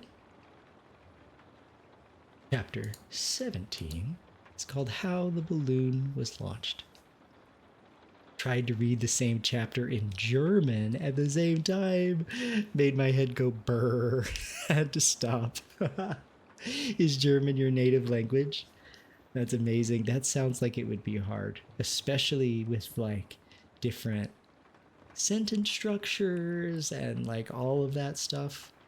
Well, English and German are, I guess, they've got a lot of similarities, but boy, I can imagine, yeah, head go burr. I'm surprised it didn't just explode out your ears with all the pins and needles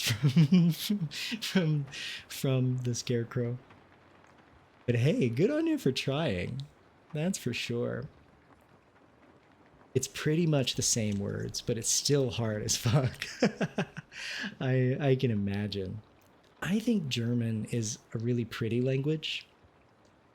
Um, I know some people say it's like it sounds like aggressive sometimes or whatever, but I don't think that.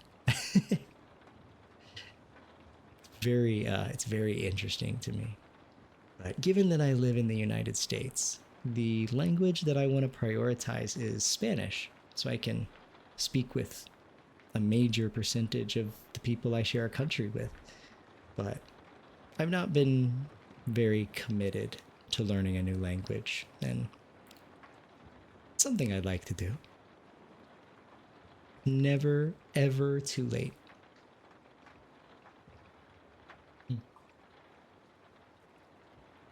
I'm going to do a couple hydrates, and then we're going to get back into it.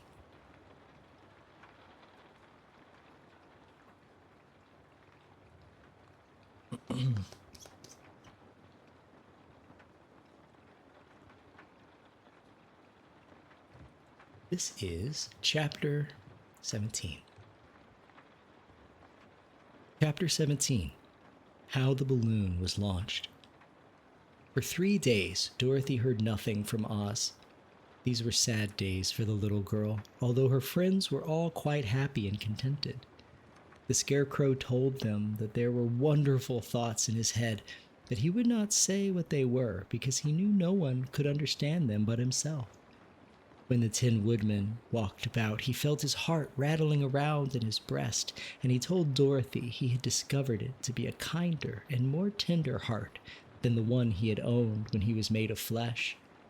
The lion declared that he was afraid of nothing on earth and would gladly face an army or a dozen of the fierce Kalidas. Thus, each of the little party was satisfied, except Dorothy, who longed more than ever to get back to Kansas. On the 4th day, to her great joy, Oz sent for her, and when she entered the throne room, he greeted her pleasantly. "Sit down, my dear. I think I have found the way to get you out of this country." "And back to Kansas?" she asked eagerly. "Well, I'm not sure about Kansas," said Oz, "for I haven't the faintest notion which way it lies. But the first thing to do is to cross the desert, and then it should be easy to find your way home." "Well, how can I cross the desert?" she inquired. "Well, I'll tell you what I think," said the little man. "You see, when I came to this country, it was in a balloon. You also came through the air being carried by a cyclone, so I believe the best way to get across the desert will be through the air. Now, it is quite beyond any powers to make a cyclone, but I've been thinking the matter over, and I believe I can make a balloon." "How?" asked Dorothy. "A balloon," said Oz, "is made of silk, which is coated with glue to keep the gas in it. I have plenty of silk in the palace, so it will be no trouble to make the balloon. But in all this country, there is no gas to fill the balloon with to make it float." "Well, if it won't float," remarked Dorothy, "it'll be no use to us." "True," answered Oz, "but there is another way to make it float, which is to fill it with hot air. Now, hot air isn't as good as gas, for if the air should get cold, the balloon would come down in the desert, and we should be lost." "We?" exclaimed the girl. "Are you going with me?" "Yes, of course," replied Oz. "I'm tired of being such a humbug. If I should go out of this palace, my people would soon discover I am not a wizard, and then they would be vexed with me for having deceived them. So I have to stay shut up in these rooms all day, and it gets tiresome. I'd much rather go back to Kansas with you and be in a circus again." "I shall be glad to have your company," said Dorothy. "Thank you," he answered. "Now, if you will help me sew the silk together, we will begin to work on our balloon." So Dorothy took a needle and thread, and as fast as Oz cut the strips of silk into proper shape, the girl sewed them neatly together. First, there was a strip of light green silk, then a strip of dark green silk, and then a strip of emerald green, for Oz had a fancy to make the balloon in different shades of the color about them. It took 3 days to sew all the strips together, but when it was finished, they had a big bag of green silk more than 20 feet long. Then, Oz painted it on the inside with a coat of thin glue to make it airtight, after which he announced the balloon was ready. But we must have a basket to ride in, he said, so he sent the soldier with the green whiskers for a big clothes basket, which he fashioned with many ropes to the bottom of the balloon. When it was all ready, Oz sent the word to his people that he was going to make a visit to a great brother wizard who lived in the clouds. The news spread rapidly throughout the city, and everyone came to see the wonderful sight. Oz ordered the balloon carried out in front of the palace, and the people gazed upon it with much curiosity. The Tin Woodman had chopped a big pile of wood, and now he made a fire of it, and Oz held the bottom of the balloon over the fire so that the hot air rose from it would be caught in the silken bag. Gradually, the balloon swelled out and rose into the air until finally the basket just touched the ground. Then Oz got into the basket and said to all the people in a loud voice, "I am now going away to make a visit. While I am gone, the Scarecrow will rule over you. I command you to obey him as you would me." The balloon was by this time tugging hard at the rope that held it to the ground, for the air within it was hot, and this made it so much lighter in weight than the air without that it pulled hard to rise into the sky. "Come, Dorothy," cried the wizard, "hurry up, or the balloon will fly away." "But I can't find Toto anywhere," replied Dorothy, who did not wish to leave her little dog behind. Toto had run into the crowd to bark at a kitten, and Dorothy at last found him. She picked him up and ran toward the balloon. She was within a few steps of it, and Oz was holding out his hands to help her into the basket, when crack went the ropes, and the balloon rose into the air without her. "Come back," she screamed. "I want to go too." "I can't come back, my dear," called Oz from the basket. "Goodbye." "Goodbye," shouted everyone, and all eyes were turned upward to where the wizard was riding in the basket, rising every moment farther and farther into the sky. And that was the last any of them ever saw of Oz, the wonderful wizard, though he may have reached Omaha safely and be there now for all we know. But the people remembered him lovingly and said to one another, "Oz was always our friend. When he was here, he built for us this beautiful emerald city, and now he is gone, he has left the wise Scarecrow to rule over us." Still, for many days they grieved over the loss of the wonderful wizard and would not be comforted. I didn't know Dorothy was about to be left behind. Ah, poor Dorothy. That sucks.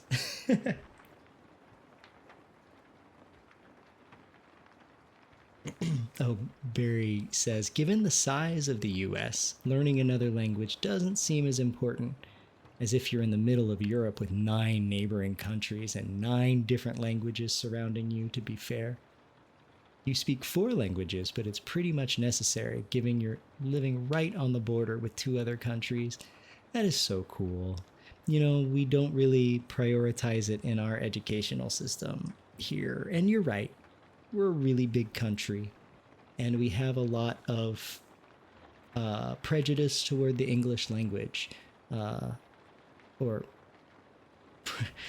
We have, by and large, this country likes to think of it as an English nation, but it's so much more than that. But, you know, that's one thing. We don't have an official language in the United States. But, you know, English is kind of the go-to if you're, you know, going through school here, raised here. But I love that you have the opportunity to interact with people that speak different languages and you're like right on the border. That's super cool.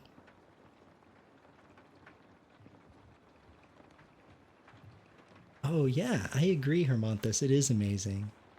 And very, you think that most people you know speak at least English fluently, and many also at least French or Spanish. You have to study English from grade 5, in your case, the third grade, and you need at least 3 years of another foreign language to finish school. That is fantastic. That's awesome. You know, I know nowhere is perfect, right? Nobody's perfect. No country or block is perfect, but boy, I really respect the EU. Oh boy, do I.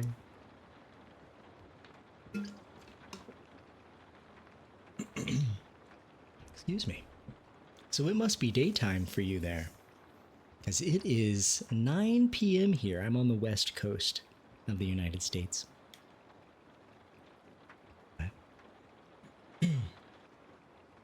You're Canadian, so to finish high school, you need to do a second language, but you've forgotten all your French. That's all right. You probably don't need it unless you go to Quebec, right? But that would be cool to know. French feels like it would be hard to pronounce. I feel like I've got a decent grasp on like Spanish pronunciation. Um, but yeah, that would be tough. I think the language that I know the most of, to be honest, is Japanese. But I have family there in Japan and been there a handful of times. And um, that is unless you're in a major city, and they're not always in major cities, you gotta have some Japanese. There's really not a lot of English spoken outside of like Tokyo and Osaka, all those. So to be a teacher, you have to do some language and major in a language if you want to teach another language. That's awesome. I don't know what the US is. Well, I guess it's state by state ish. I don't wonder what the requirements are to teach another language. I feel like high school, they don't put a lot of pressure on the teachers to have intense requirements, but I also like don't know. Oh, so Germany sucks on pretty much every front compared to Scandinavia. Their school system is better, their retirement system is better. So infrastructure, standard of living, and well, everything. Yeah. uh, I once heard that it was like a German pastime to complain about Germany, and I love that. I don't know if that's true. It was a joke I heard once, but I can imagine, right? Especially if you're surrounded by countries that are doing things in a way that you would prefer to live, or doing things better, shall I say? I mean, a major part of me would love to live in Canada. You know, I guess the grass is always greener, but yeah, living in Canada sounds wonderful. I would go to Vancouver or Toronto in a heartbeat, but alas, I am in the western desert of the United States.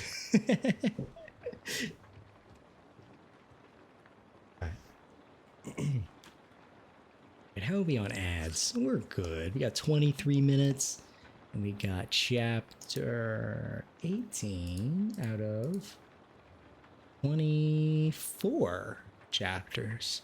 We are 76% done with the book.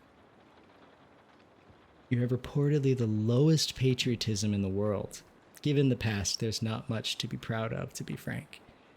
Yeah, that's true. And I would say that's kind of refreshing. I feel like our country needs to learn some of those lessons, to be completely frank. And it seems like humanity has to really get to an extreme place for some of those things to be corrected on like a societal level. And I hope that's something that we can develop here in the US, for sure. You know, we have like the highest rate of patriotism in the world. You know, it's like technically you're not supposed to put the American flag on things, like proper flag etiquette, but that went out the window a long time ago. Oh, you're in Vancouver. It's very multicultural compared to other provinces, but you're on the Pacific Rim and only hours away from the US in driving. Yeah, that's true. You're really close to Seattle, I would say. And Seattle's beautiful. Absolutely beautiful. I've only been to Ontario. I've never been to any other part of Canada. Visited Toronto shortly, but haven't done a ton of Canadian exploring, but I really want to. Okay. Shall we go away to the south? Chapter 18.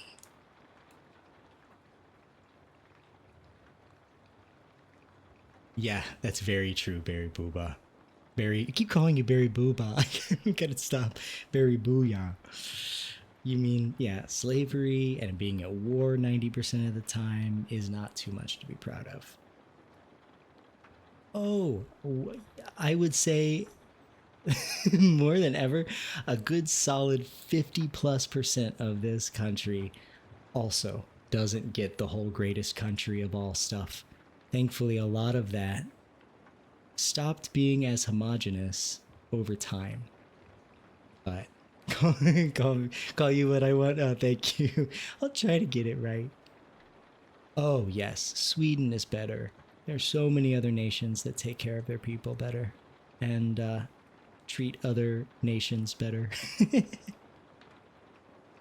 For sure. Yeah, exactly. It's weird cult patriotism. Yeah. And I'm hoping, I mean, it's kind of always been in you know, the fabric of our country, I think, for a long time. Especially since the World Wars, I would say. But, you know, the future can be changed, right? With a mass amount of people. And I think I have hope that things are changing for the better. But it's a slow process. For sure. All right, let me see how many pages this is. Okay, this is not a very long chapter. Chapter 18. Away to the south. Dorothy wept bitterly at the passing of her hope to get to Kansas again. But when she thought it all over, she was glad she had not gone up in a balloon. She also felt sorry about losing Oz, and so did her companions.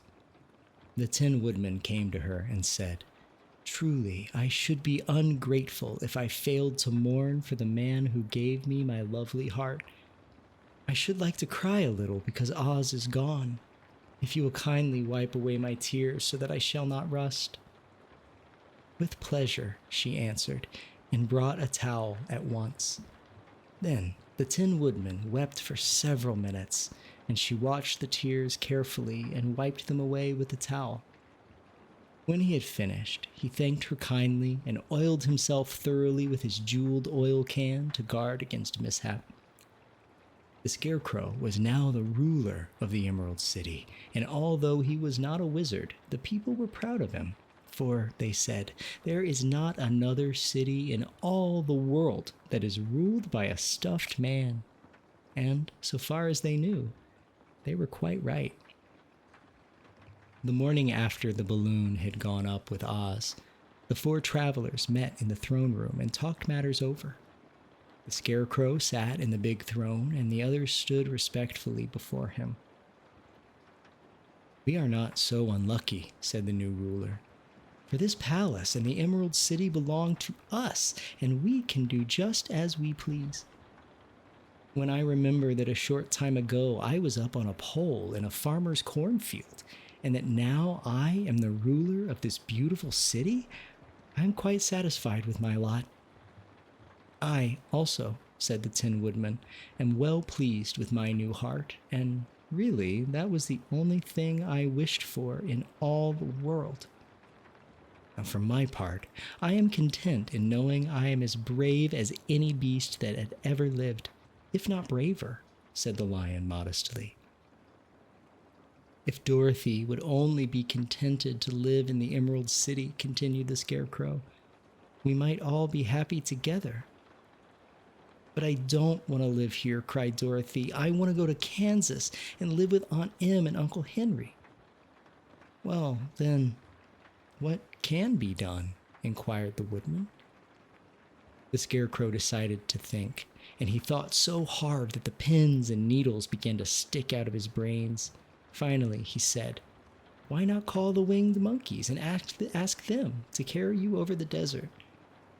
I never thought of that, said Dorothy joyfully. It's just the thing. I'll go at once for the golden cap. When she brought it into the throne room, she spoke the magic words, and soon the band of winged monkeys flew in through the open window and stood beside her. This is the second time you have called us, said the Monkey King, bowing before the little girl. What do you wish? I want you to fly with me to Kansas, said Dorothy. But the Monkey King shook his head. That cannot be done, he said. We belong to this country alone and cannot leave it. There has never been a winged monkey in Kansas yet, and I suppose there never will be, for they don't belong there. We shall be glad to serve you in any way in our power, but we cannot cross the desert. Goodbye. And with another bow, the Monkey King spread his wings and flew away from the window, followed all by his band. Dorothy was ready to cry with disappointment. I have wasted the charm of the golden cap to no purpose, she said, for the winged monkeys cannot help me. It is certainly too bad, said the tender-hearted Woodman. The Scarecrow was thinking again, and his head bulged out so horribly that Dorothy feared it would burst. Let us call in the soldier with the green whiskers, he said, and ask his advice. So the soldier was summoned and entered the throne room timidly, for while Oz was alive, he was never allowed to come further than the door. This little girl, said the Scarecrow This little girl, said the Scarecrow to the soldier, wishes to cross the desert. How can she do so? I cannot tell, answered the soldier, for nobody has ever crossed the desert unless it is Oz himself. Is there no one who can help me? Asked Dorothy earnestly. Glinda might, he suggested. Who's Glinda? Inquired the Scarecrow. The Witch of the South. She's the most powerful of all the witches and rules over the Quadlings. Besides, her castle stands on the edge of the desert, so she may know a way to cross it. Bumped my mic, sorry. Besides, her castle stands on the edge of the desert, so she may know a way to cross it. Glinda is a good witch, isn't she? Asked the child. The Quadlings think she's good, said the soldier, and she is kind to everyone. I have heard that Glinda is a beautiful woman who knows how to keep young in spite of the many years she has lived. How can I get to her castle? Asked Dorothy. The road is straight to the south, he answered, but it is said to be full of dangers to travelers. There are wild beasts in the woods and a race of queer men who do not like strangers to cross their country. For this reason, none of the Quadlings ever come to the Emerald City. The soldier then left them, and the Scarecrow said, It seems, in spite of dangers, that the best thing Dorothy can do is to travel to the land of the South and ask Glinda to help her. For, of course, if Dorothy stays here, she will never get back to Kansas. You must have been thinking again, remarked the Tin Woodman. I have, said the Scarecrow. I shall go with Dorothy, declared the Lion, for I am tired of your city and long for the woods and the country again. I am really a wild beast, you know.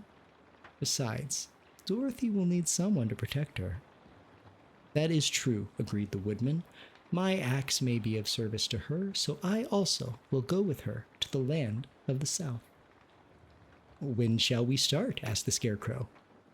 Are you going? They asked in surprise. Certainly. If it wasn't for Dorothy, I should never have had brains. She lifted me from the pole in the cornfield and brought me to the Emerald City. So my good luck is all due to her, and I shall never leave her until she starts back to Kansas for good and all. Thank you, said Dorothy gratefully. You are all very kind to me, but I should like to start this as soon as possible. We shall go tomorrow morning, returned the scarecrow. So now let us all get ready, for it will be a long journey. That was chapter 18. Oh, Barry, it's 6:18 a.m. there. Ooh, you got up early. Very early. If it's 6 in the morning for me, if I was in this stream, I would be like, no, I'm not going to work today. I'm crawling right back into bed. I need like loud music usually in the mornings to like get myself going, right?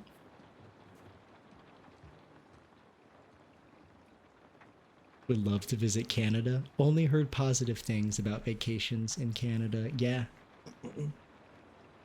That's true. You have your issues too, like prejudice and racism and housing. It's not perfect, but you too have hope for the future. Yes. If we lose hope, then there is nothing, right? If we hold on to that hope and treat everyone as kindly as we possibly can, I like to hope that it's infectious and that it spreads, right? Continues to spread. One little example is that it made my day better. A couple weeks ago, I was having a really rough day, just a really rough day at my job. And I decided to go for a walk to clear my head and just could not get out of this negative space in my brain. And I turned the corner and there was a woman with a giant bubble wand, sticking it into the bubble tube and then spinning around in circles and releasing giant bubbles all across the sidewalk, and they would float into the street. And it immediately brought a smile to my face. I started grabbing at the bubbles and like spinning around with her. And I thanked her for what she was doing. And she said that it's the most rewarding thing to be blowing bubbles and to watch people drive by and start off angry and frustrated. And then by the time they drive by her little bubble party, they're smiling. And like that is like goals for me, right? That changed my everything that day.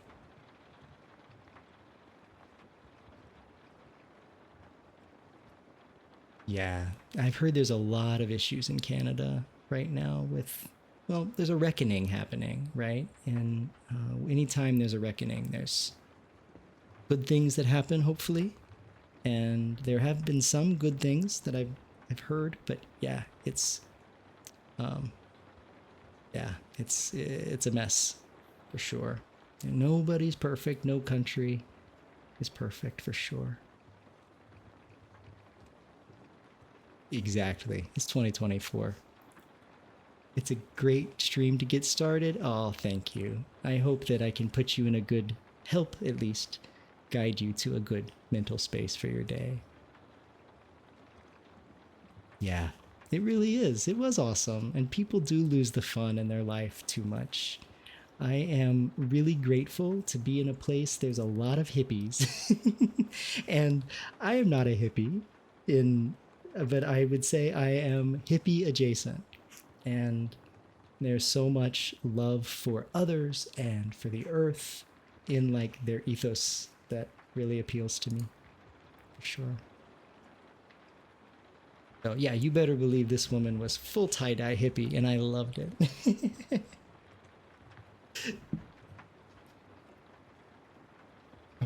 let's see. We are on chapter 19.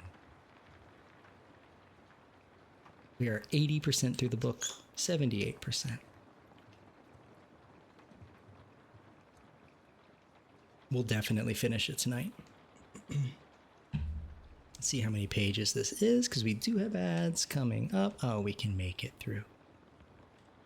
We have ads in about 7 minutes. This is a short chapter.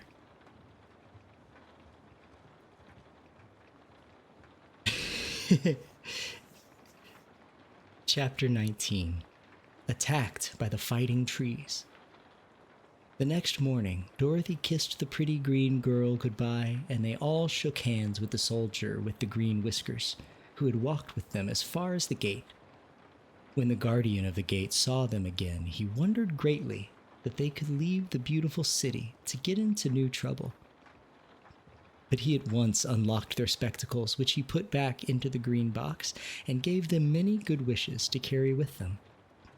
"You are now our ruler," he said to the Scarecrow, "so you must come back to us as soon as possible." "I certainly shall, if I am able," the Scarecrow replied, "but I must help Dorothy to get home first." As Dorothy bade the good-natured guardian a last farewell, she said, "I have been very kindly treated in your lovely city, and everyone has been good to me. I cannot tell you how grateful I am." "Well, don't try, my dear. We should like to keep you with us, but if it is your wish to return to Kansas, I hope you will find a way." He then opened the gate of the outer wall, and they walked forth and started upon their journey. Quick sip of water. Drink enough, right? Definitely need some water.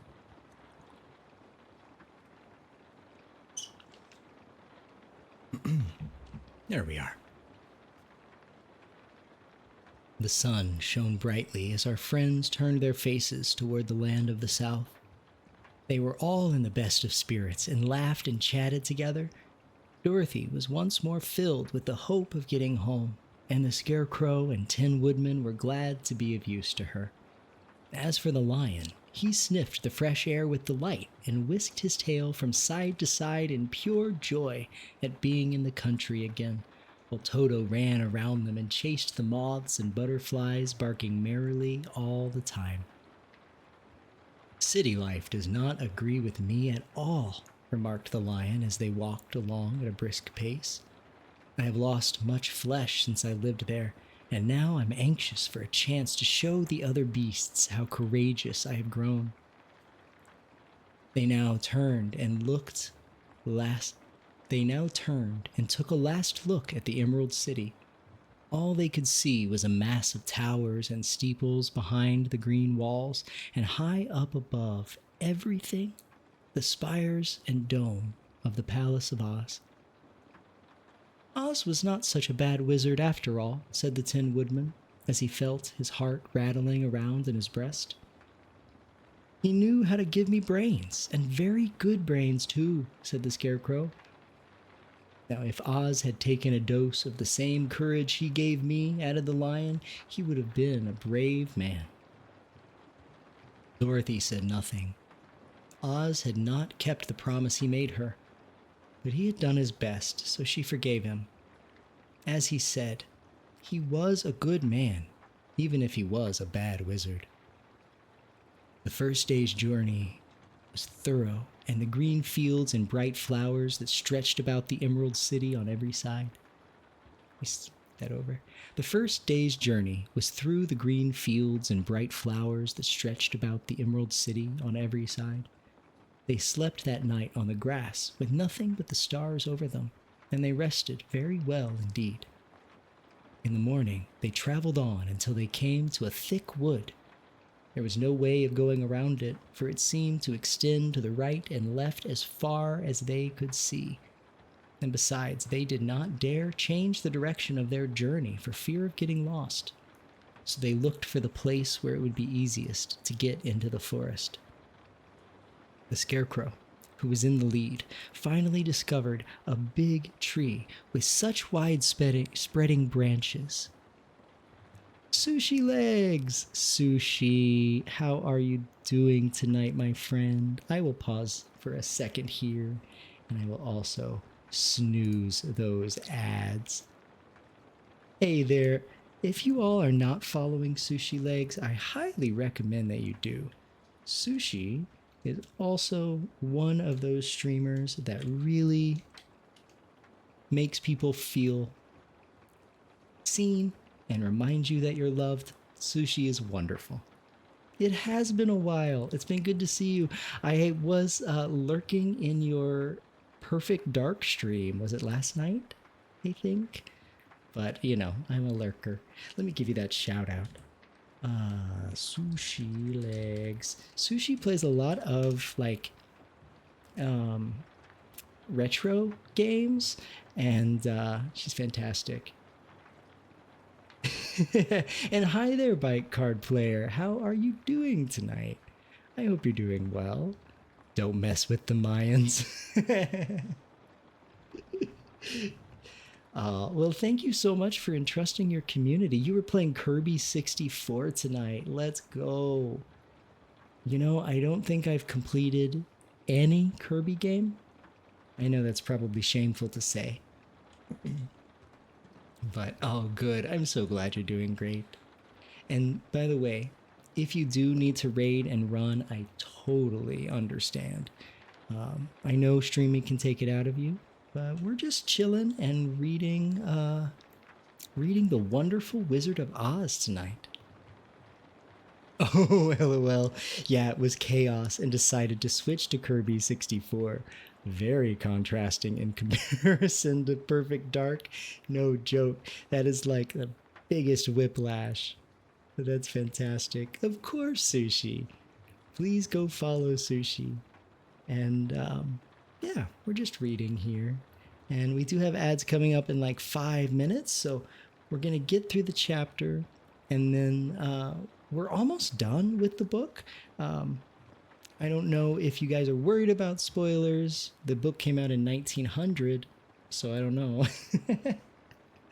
But yeah, we're finishing the book tonight and having a good time. Let's see, we're almost done with this chapter, I think. Yeah. I will jump back just a little bit to also help give you some context as well for where we are. They are currently on their way out of Oz and trying to get back to Kansas. And the great Oz left her on accident, left Dorothy, and he's on his way back to Omaha in a balloon. And they are now traversing the wilderness. Oh yeah, thank you. I shall. They now turned and took a last look at the Emerald City. All they could see was a mass of towers and steeples behind the green walls, and high up above everything, the spires and dome of the Palace of Oz. Oz was not such a bad wizard after all, said the Tin Woodman, as he felt his heart rattling around in his breast. He knew how to give me brains, and very good brains too, said the Scarecrow. If Oz had taken a dose of the same courage he gave me, added the Lion, he would have been a brave man. Dorothy said nothing. Oz had not kept the promise he made her, but he had done his best, so she forgave him. As he said, he was a good man, even if he was a bad wizard. The first day's journey was through the green fields and bright flowers that stretched about the Emerald City on every side. They slept that night on the grass with nothing but the stars over them, and they rested very well indeed. In the morning, they traveled on until they came to a thick wood. There was no way of going around it, for it seemed to extend to the right and left as far as they could see. And besides, they did not dare change the direction of their journey for fear of getting lost, so they looked for the place where it would be easiest to get into the forest. The scarecrow, who was in the lead, finally discovered a big tree with such wide-spreading branches that there was room for the party to pass underneath. So he walked forward toward the tree. But just as he came under the first branches, they bent down and twined around him, and the next minute he was raised from the ground and flung headlong among his fellow travelers. This did not hurt the scarecrow, but it surprised him, and he looked rather dizzy when Dorothy picked him up. Here's another space between the trees called the lion. Let me try it first, said the scarecrow, for it doesn't hurt me to get thrown about. He walked up to another tree as he spoke, but its branches immediately seized him and tossed him back again. This is strange, exclaimed Dorothy. What shall we do? The trees seem to have made up their minds to fight us and stop our journey, remarked the lion. I believe I will try it myself, said the woodman, and shouldering his axe, he marched up to the first tree that had handled the scarecrow so roughly. When a big branch bent down to seize him, the woodman chopped at it so fiercely that he cut it in two. At once the tree began shaking all its branches as if in pain, and the Tin Woodman passed safely under it. Come on, he shouted to the others, be quick, and they all ran forward and passed under the tree without injury, except Toto, who was caught by a small branch and shaken until he howled. But the woodman promptly chopped off the branch and set the little dog free. The other trees of the forest did nothing to keep them back, so they made up their minds that only the first row of trees could bend down their branches, and that probably these were the policemen of the forest, and given this wonderful power in order to keep the strangers out of it. The four travelers walked with ease through the trees until they came to the farther edge of the wood. Then, to their surprise, they found before them a high wall which seemed to be made of white china. It was smooth like the surface of a dish and higher than their heads. What shall we do now? Asked Dorothy. I will make a ladder, said the Tin Woodman, for we certainly must climb over the wall. And that is the end of chapter 19 of 24. We do have ads actually starting in like 15 seconds, so I'm going to go ahead and pull the ripcord and bring up some music, because we are not going to leave you all in the dust. People in 1899, no, don't spoil us. But if you get these ads, please don't watch them. Stand up, get yourself a drink, take your meds if you forgot. I should probably do that. And I will see you in just a couple minutes.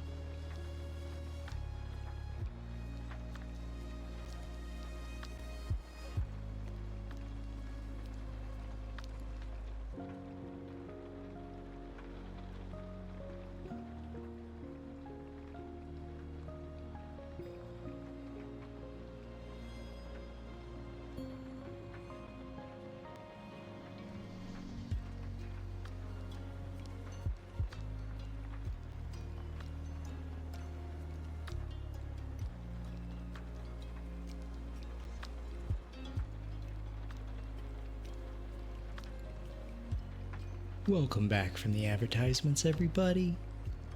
I hope they were kind to you.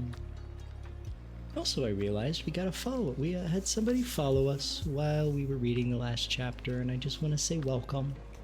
Thank you so much for joining us, and I hope you can find some coziness here. You know, we don't always do reading streams, but they are going to be very common. We also do other types of streams like VR chat streams, just getting started with those, and we also play just regular games, like lots of building and simulation games, but everything that we do here is meant to bring you joy and peace. Like, that is all I want, is for you to feel peaceful and be able to escape for just a little bit. I think we all need that. All right, I'm gonna bring the music back down. There we are. We only have 4 more chapters to go, y'all. Oops. Let's make that a little bigger. There we are.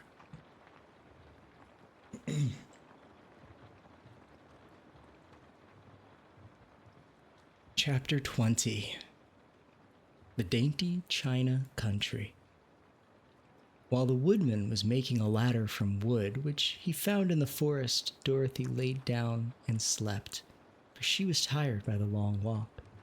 The lion also curled himself up to sleep, and Toto lay beside him. The Scarecrow watched the woodman while he worked, and said to him, "I cannot think why this wall is here, nor what it is made of." "Rest your brains and do not worry about the wall," replied the woodman. "When we have climbed over it, we shall know what is on the other side." After a time, the ladder was finished. It looked clumsy, but the Tin Woodman was sure it was strong and would answer their purpose. The Scarecrow waked Dorothy and the lion and Toto and told them that the ladder was ready. The Scarecrow climbed up the ladder first, but he was so awkward that Dorothy had to follow close behind and keep him from falling off. When he got his head over the top of the wall, the Scarecrow said, "Oh my!" "Go on," exclaimed Dorothy. So the Scarecrow climbed farther up and sat down on the top of the wall.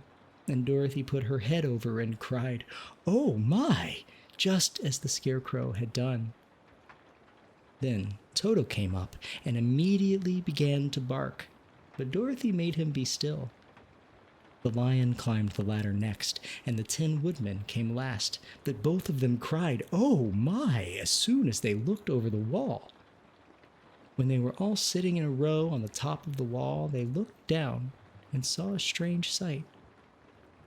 Before them was a great stretch of country, having a floor as smooth and shining and white as the bottom of a big platter.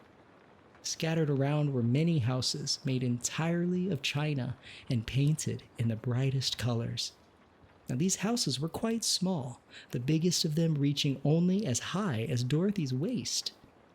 There were also pretty little barns with china fences around them, and many cows and sheep and horses and pigs and chickens, all made of china, were standing about in groups.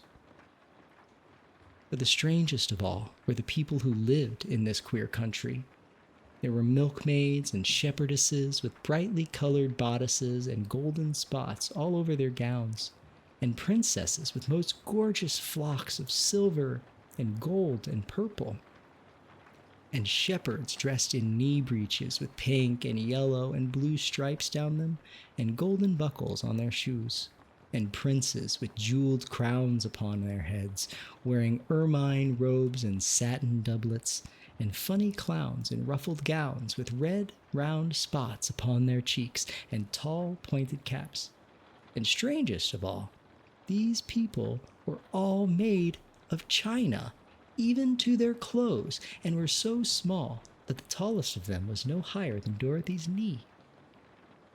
No one did so much as look at the travelers at first, except one little purple china dog with an extra large head, which came to the wall and barked at them in a tiny voice, afterwards running away again. "How shall we get down?" asked Dorothy.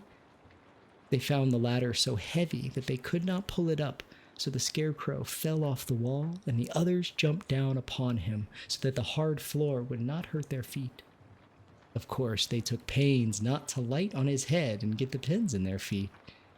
When all were safely down, they picked up the scarecrow, whose body was quite flattened out, and patted his straw into shape again. "We must cross this strange place in order to get to the other side," said Dorothy, "for it would be unwise for us to go any other way except due south." They began walking through the country of the China people, and at first thing they came to was a China milkmaid milking a China cow. As they grew near, the cow suddenly gave a kick and kicked over the stool, the pail, and even the milkmaid herself, and all fell on the China ground with a great clatter. Dorothy was shocked to see that the cow had broken her leg off and that the pail was lying in several small pieces, while the poor milkmaid had a nick in her left elbow. "There!" cried the milkmaid angrily. "See what you have done! My cow has broken her leg, and I must take her to the mender's shop and have it glued on again. What do you mean by coming here and frightening my cow?" "I'm very sorry," returned Dorothy. "Please forgive us." But the pretty milkmaid was much too vexed to make any answer. She picked up the leg sulkily and led her cow away, the poor animal limping on 3 legs. As she left them, the milkmaid cast many reproachful glances over her shoulder at the clumsy strangers, holding her nicked elbow close to her side. Dorothy was quite grieved at this mishap. "We must be very careful here," said the kind-hearted woodman, "or we may hurt these pretty little people so they will never get over it."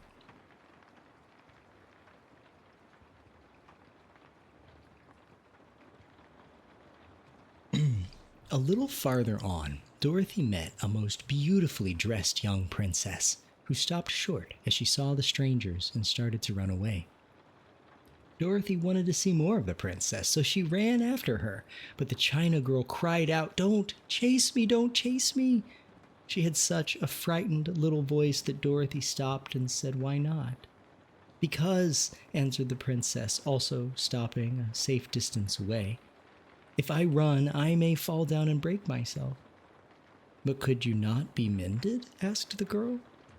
"Oh yes, but one is never so pretty after being mended, you know," replied the princess. "I suppose not," said Dorothy. "Now, there is Mr. Joker, one of our clowns," continued the China lady, "who is always trying to stand upon his head. He has broken himself so often that he is mended in 100 places and doesn't look at all pretty. Here he comes now, so you can see for yourself." Indeed, a jolly little clown came walking toward them, and Dorothy could see that in spite of his pretty clothes of red and yellow and green, he was completely covered with cracks, running every which way and showing plainly that he had been mended in many places. The clown put his hands in his pockets, and after puffing out his cheeks and nodding his head at them saucily, he said, "My lady fair, why do you stare at poor old Mr. Joker? You're quite as stiff and prim as if you'd eaten up a poker." "Be quiet, sir," said the princess. "Can't you see these are strangers and should be treated with respect?" "Well, that's respect, I expect," declared the clown, and immediately stood upon his head. "Don't mind Mr. Joker," said the princess to Dorothy. "He is considerably cracked in his head, and that makes him foolish." "Oh, I don't mind him a bit," said Dorothy. "But you are so beautiful," she continued, "that I'm sure I could love you dearly. Won't you let me carry you back to Kansas and stand you on Aunt Em's mantle? I could carry you in my basket." "Well, that would make me very unhappy," answered the China princess. You see, here in our country, we live contentedly and can talk and move around as we please. But whenever any of us are taken away, our joints at once stiffen, and we can only stand straight and look pretty. Of course, that is all that is expected of us when we are on our mantels and cabinets and drawing room tables, but our lives are much pleasanter here in our own country. I would not make you unhappy for all the world, exclaimed Dorothy. So I'll just say goodbye. Goodbye, replied the princess. They walked carefully through the China country. The little animals and all the people scampered out of their way, fearing the strangers would break them. And after an hour or so, the travelers reached the other side of the country and came to another China wall. It was not so high as the first, and by standing upon the lion's back, they all managed to scramble to the top. Then the lion gathered his legs under him and jumped on the wall. But just as he jumped, he upset a china church with his tail and smashed it all to pieces. That was too bad, said Dorothy. And I really think we were lucky in not doing these little people more harm than breaking a cow's leg and a church. They're all so brittle. They are indeed, said the Scarecrow, and I am thankful that I am made of straw and cannot be easily damaged. There are worse things in the world than being a scarecrow. The little China people, the dainty China country. That was a really cool chapter that I don't think they put in the movie, right? But let me catch up with y'all in chat here. Oh, thank you, Pike. Really cool stream you got going here. You have a great voice for reading and you love the chill and welcoming vibes. Oh, thank you. I will keep doing what I'm doing. And yes, I hope you all are very comfortable. Very comfy. And you said there's actually a German streamer that's collected over 1,000 German diaries from the 1850s to the 1920s that he reads out on stream. Fascinating stuff. And before him, I didn't even know that there was this reading category on Twitch. So he indirectly brought you here. That's so cool. I mean, back in the 1920s, Germany was incredibly progressive compared to the rest of the world. I would love, absolutely love, to hear those diaries. Fun fact, my understanding, is that Berlin, in the late teens, I believe, was the first place that started trying to research and understand the transgender experience. Isn't that wild? But, you know, history goes in different ways, but, you know, there's always the greatness underneath. Sounds like we're in Nutcracker Land or next to it, very much so. Instead of wooden ones, though, they're like very breakable babies.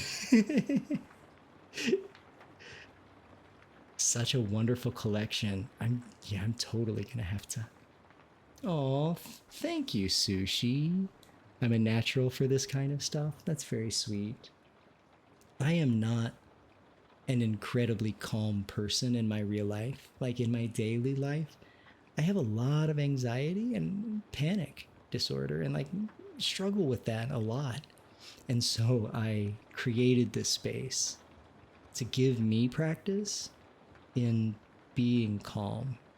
And over the past year and a half that I've been doing this now, Jer has become part of me in a way where I can kind of pull from the reserves from what I'm doing here. So it's doing me such a great service as well. So I'm glad you guys are enjoying it here. Let's see. What do we have? We have 4 more chapters, and one of the chapters is 1 page. Oh, you have GED too and greatly appreciate spaces like this.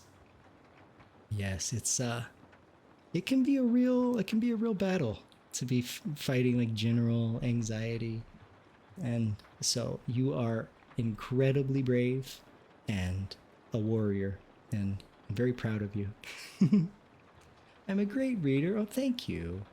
I enjoy reading. This is the first book I've read on stream, and definitely have to find some non-problematic books that are also the in the public domain. Harder to do than I thought, but this one's great. The next book I think we're going to read is The Time Machine by H.G. Wells. Very excited. It has been incredibly therapeutic for me. Oh, so therapeutic. And I'm really grateful for this space and for all y'all. All right, I'm going to take a sip of my water. You're at 84%.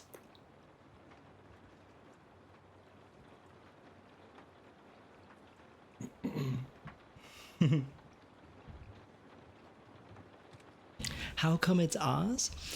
I did a bunch of research on books that were in the public domain, and The Wizard of Oz was one of the few that I found that, at least in my first look, I wanted to go for sci-fi. And we're going to hit sci-fi, but I wanted something that was short. And so it was actually between this or Alice in Wonderland or The Time Machine.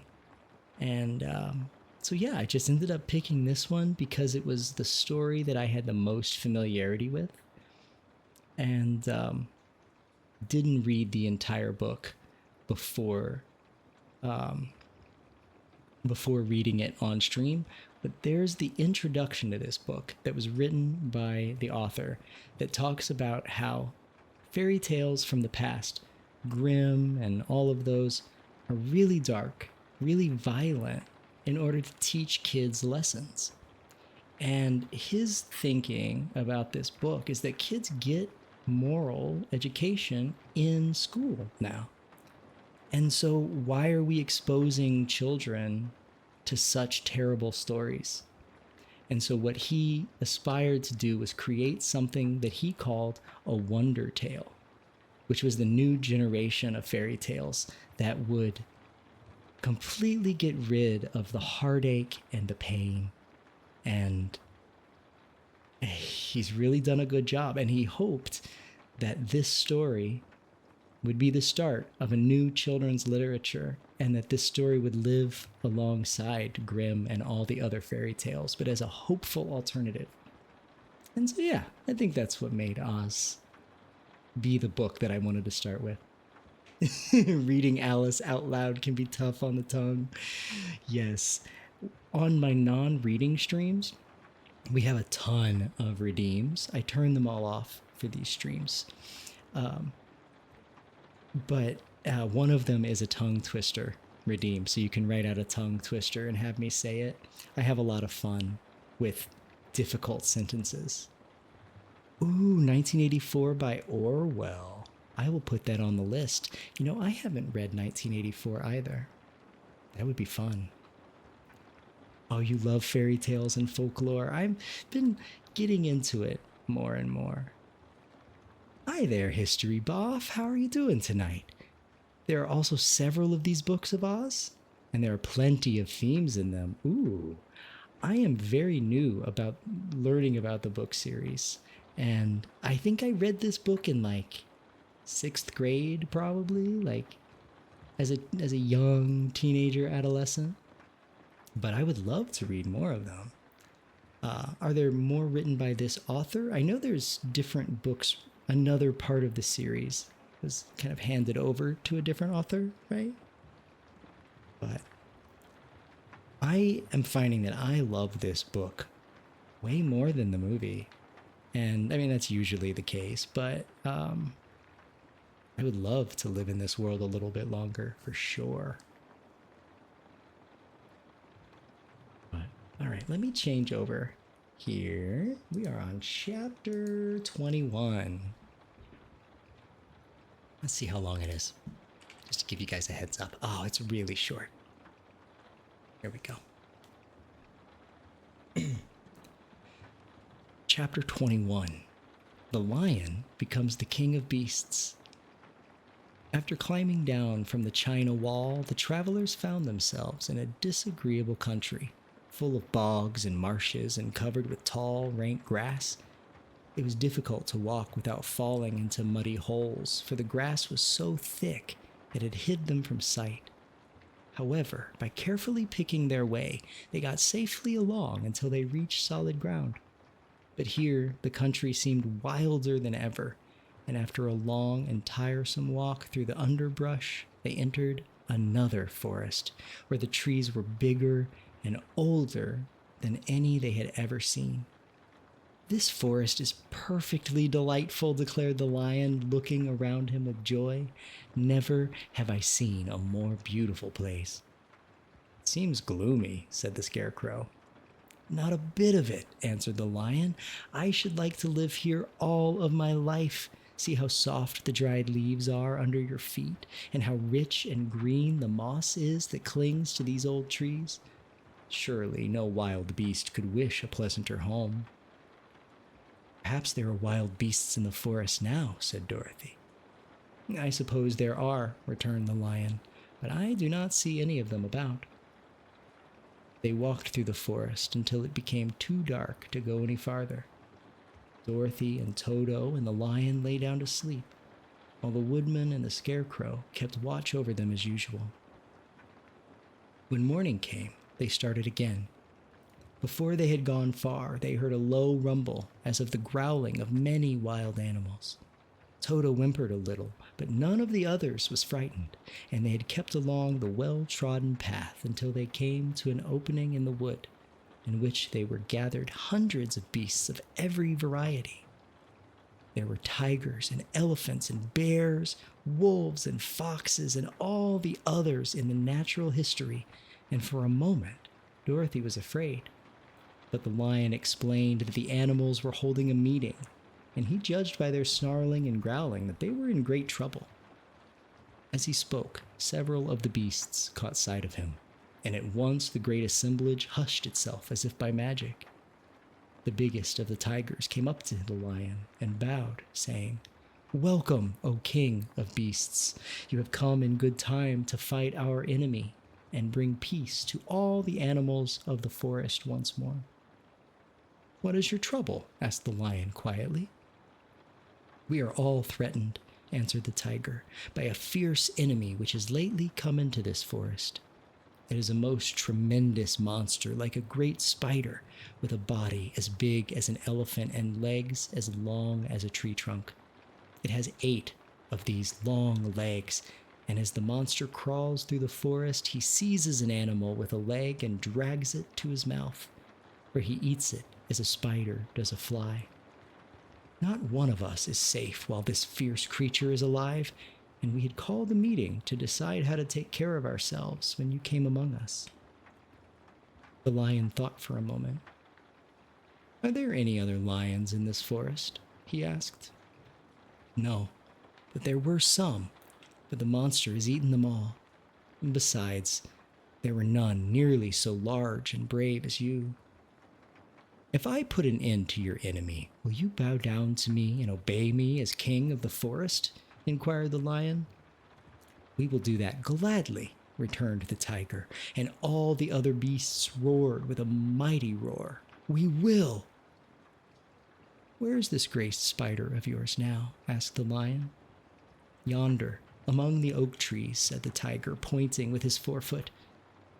"Take good care of these friends of mine," said the lion, "and I will go at once to fight the monster." He bade his comrades goodbye and marched proudly away to do battle with the enemy. The great spider was lying asleep when the lion found him, and it looked so ugly that its foe turned up his nose in disgust. Its legs were quite as long as the tiger had said, and its body covered with coarse black hair. It had a great mouth with a row of sharp teeth a foot long, but its head was joined to the pudgy body by a neck as slender as a wasp's waist. This gave the lion a hint of the best way to attack the creature, and as he knew it, was easier to fight asleep than awake. He gave a great spring and landed directly upon the monster's back. Then, with one blow of his heavy paw, all armed with sharp claws, he knocked the spider's head from its body. Jumping down, he watched it until the long legs stopped wiggling, when he knew it was quite dead. The lion went back to the opening where the beasts of the forest were waiting for him and said proudly, "You need fear your enemy no longer." Then the beasts bowed down to the lion as their king, and he promised to come back and rule over them as soon as Dorothy was safely on her way to Kansas. Wow. Well, everybody's getting a little life purpose, and I'm loving that for them. Wonder what's going to happen to the woodman. What is he going to rule upon? Maybe he'll find love. That's really all he wanted, right? Oh, Boff, you said it's a whole series originally written by the first author and then taken over when he died. Oh, that's so cool. That's super cool.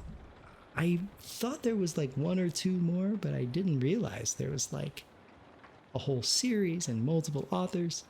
That's so cool. Oh, 1984. Yeah, there are so many parallels in that book compared to our current world. Book was published right after World War II, you believe. That is really crazy. You know, that's what science fiction, good science fiction does best, right? It gives us a perspective on the world we live in and what it could look like if we just keep going in the direction that we are. What is the logical conclusion to that way of being? And that's what I love about sci-fi.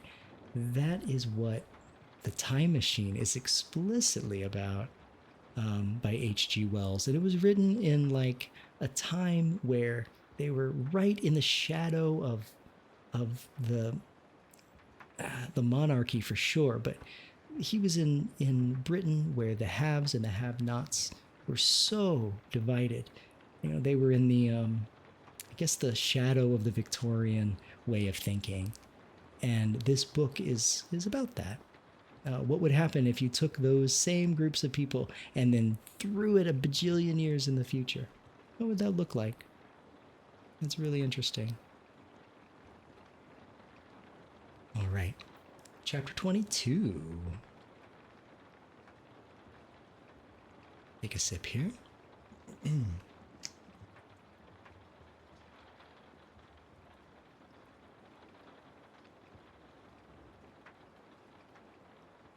Oh, Bradbury's short stories should be in public domain. Oh, you just changed everything. I love Bradbury. I'll have to look into that. Yeah, I've been using Project Gutenberg for this to find stuff, but yeah, all right. The Country of the Quadlings is the name of this chapter. Chapter 22. The Country of the Quadlings. The four travelers passed through the rest of the forest in safety, and when they came out from its gloom, saw before them a steep hill covered from top to bottom with great pieces of rock. "That will be a hard climb," said the Scarecrow, "but we must get over the hill nevertheless."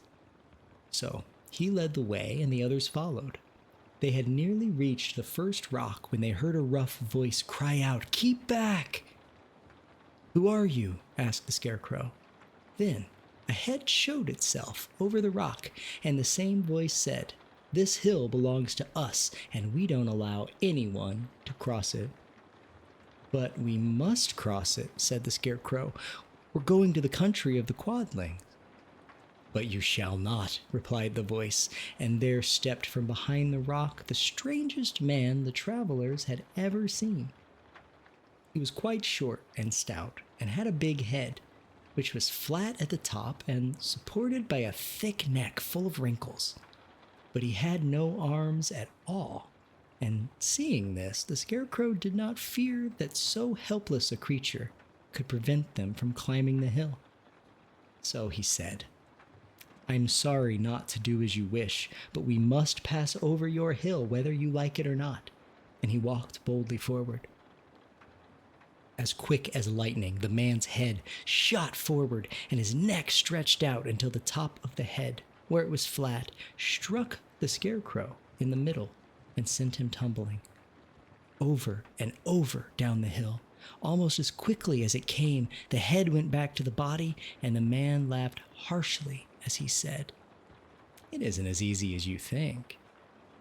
A chorus of boisterous laughter came from the other rocks, and Dorothy saw hundreds of the armless hammerheads upon the hillside, one behind every rock. The lion became quite angry at the laughter caused by the scarecrow's mishap, and given a loud roar that echoed like a thunder, he dashed up the hill. Again, a head shot swiftly out, and the great lion went rolling down the hill as if he had been struck by a cannonball. Dorothy ran down and helped the scarecrow to his feet, and the lion came up to her, feeling rather bruised and sore, and said, "It's useless to fight people with shooting heads. No one can withstand them." "What can we do then?" she asked. "Call the winged monkeys," suggested the Tin Woodman. "You still have the right to command them once more." "Very well," she answered, and putting on the golden cap, she uttered the magic words. The monkeys were as prompt as ever, and in a few moments the entire band stood before her. "What are your commands?" inquired the king of the monkeys, bowing low. "Carry us over the hill to the country of the Quadlings," answered the girl. "It shall be done," said the king. And at once the winged monkeys caught the four travelers and Toto up in their arms and flew away with them. As they passed over the hill, the hammerheads yelled with vexation and shot their heads high in the air, but they could not reach the winged monkeys, which carried Dorothy and her comrades safely over the hill and set them down in the beautiful country of the Quadlings. "This is the last time you can summon us," said the leader to Dorothy. "So goodbye, and good luck to you." "Goodbye, and thank you very much," returned the girl, and the monkeys rose into the air and were out of sight in a twinkling. The country of the Quadlings seemed rich and happy. There was field upon field of ripening grain, with well-paved roads running between, and pretty rippling brooks with strong bridges across them. The fences and houses and bridges were all painted bright red, just as they had been painted yellow in the country of the Winkies and blue in the country of the Munchkins. The Quadlings themselves, who were short and fat and looked chubby and good-natured, were dressed all in red, which showed bright against the green grass and yellowing grain. The monkeys had set them down near a farmhouse, and the four travelers walked up to it and knocked the door. It was opened by the farmer's wife, and when Dorothy asked for something to eat, the woman gave them all a good dinner, with 3 kinds of cake and 4 kinds of cookies and a bowl of milk for Toto. "How far is it to the castle of Glinda?" asked the child. "It is not a great way," answered the farmer's wife. "Take the road to the south, and you will soon reach it." Thanking the good woman, they started afresh and walked by the fields and across the pretty bridges until they saw before them a very beautiful castle. Before the gates were 3 young girls dressed in handsome red uniforms trimmed with gold braid, and as Dorothy approached, one of them said to her, "Why have you come to the South Country?" "To see the good witch who rules here," she answered. "Will you take me to her?" "Let me have your name, and I will ask Glinda if she will receive you." They told who they were, and the girl soldier went into the castle. After a few moments, she came back to say that Dorothy and the others were to be admitted at once.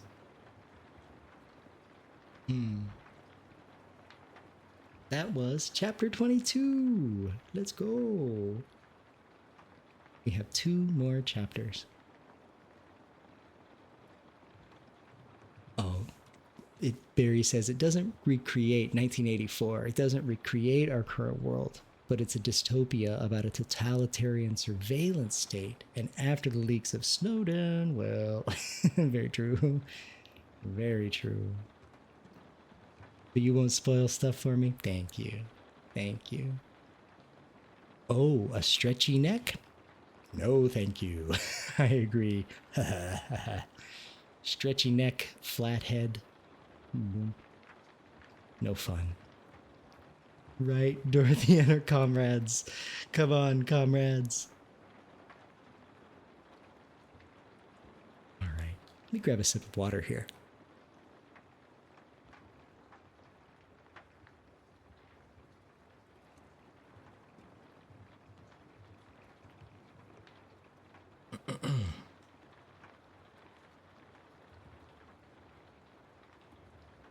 Let's see how long this chapter is first. Oh yeah, we can get through the rest of the book before the ads hit. So, hey Snap, welcome back my love. For anybody who's new, Snap-a-doobie-doo is my husband. Dorothy went Cold War on us. We were just talking about other public domain books that I could read after this, because we are about to finish this book in just a few minutes. Very excited.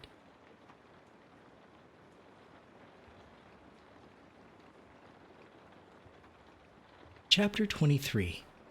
Glinda the Good Witch grants Dorothy's wish.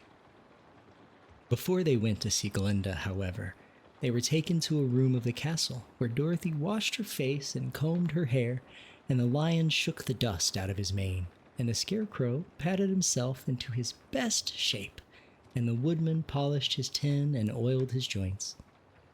When they were all quite presentable, they followed the soldier girl into a big room where the witch Glinda sat upon a throne of rubies. She was both beautiful and young to their eyes. Her hair was a rich red in color and fell in flowing ringlets over her shoulders. Her dress was pure white, and her eyes were blue, and they looked kindly upon the little girl. "What can I do for you, my child?" she asked. Dorothy told the witch all her story, how the cyclone had brought her to the land of Oz, how she had found her companions, and of the wonderful adventures they had been met with. "My greatest wish now," she added, "is to get back to Kansas, for Aunt Em will surely think something dreadful has happened to me, and that will make her put on mourning. And unless the crops are better this year than they were last, I am sure Uncle Henry cannot afford it." Glinda leaned forward and kissed the sweet upturned face of the loving little girl. "Bless your dear heart," she said. "I am sure I can tell you of a way to get back to Kansas." Then she added, "But if I do, you must give me the golden cap." "Willingly," exclaimed Dorothy. "Indeed, it is of no use to me now, and when you have it, you can command the winged monkeys 3 times. And I think I shall need their service just those 3 times, answered Glinda, smiling.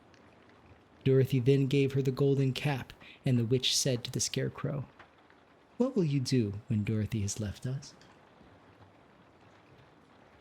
Oops, I forgot to change that.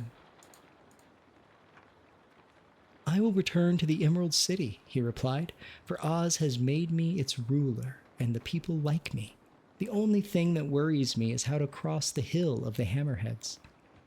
By means of the golden cap, I shall command the winged monkeys to carry you to the gates of the Emerald City," said Glinda, "for it would be a shame to deprive the people of such a wonderful ruler."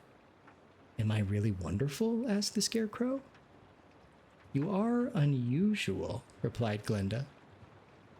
Turning to the Tin Woodman, she asked, "What will become of you when Dorothy leaves this country?" He leaned on his axe and thought a moment.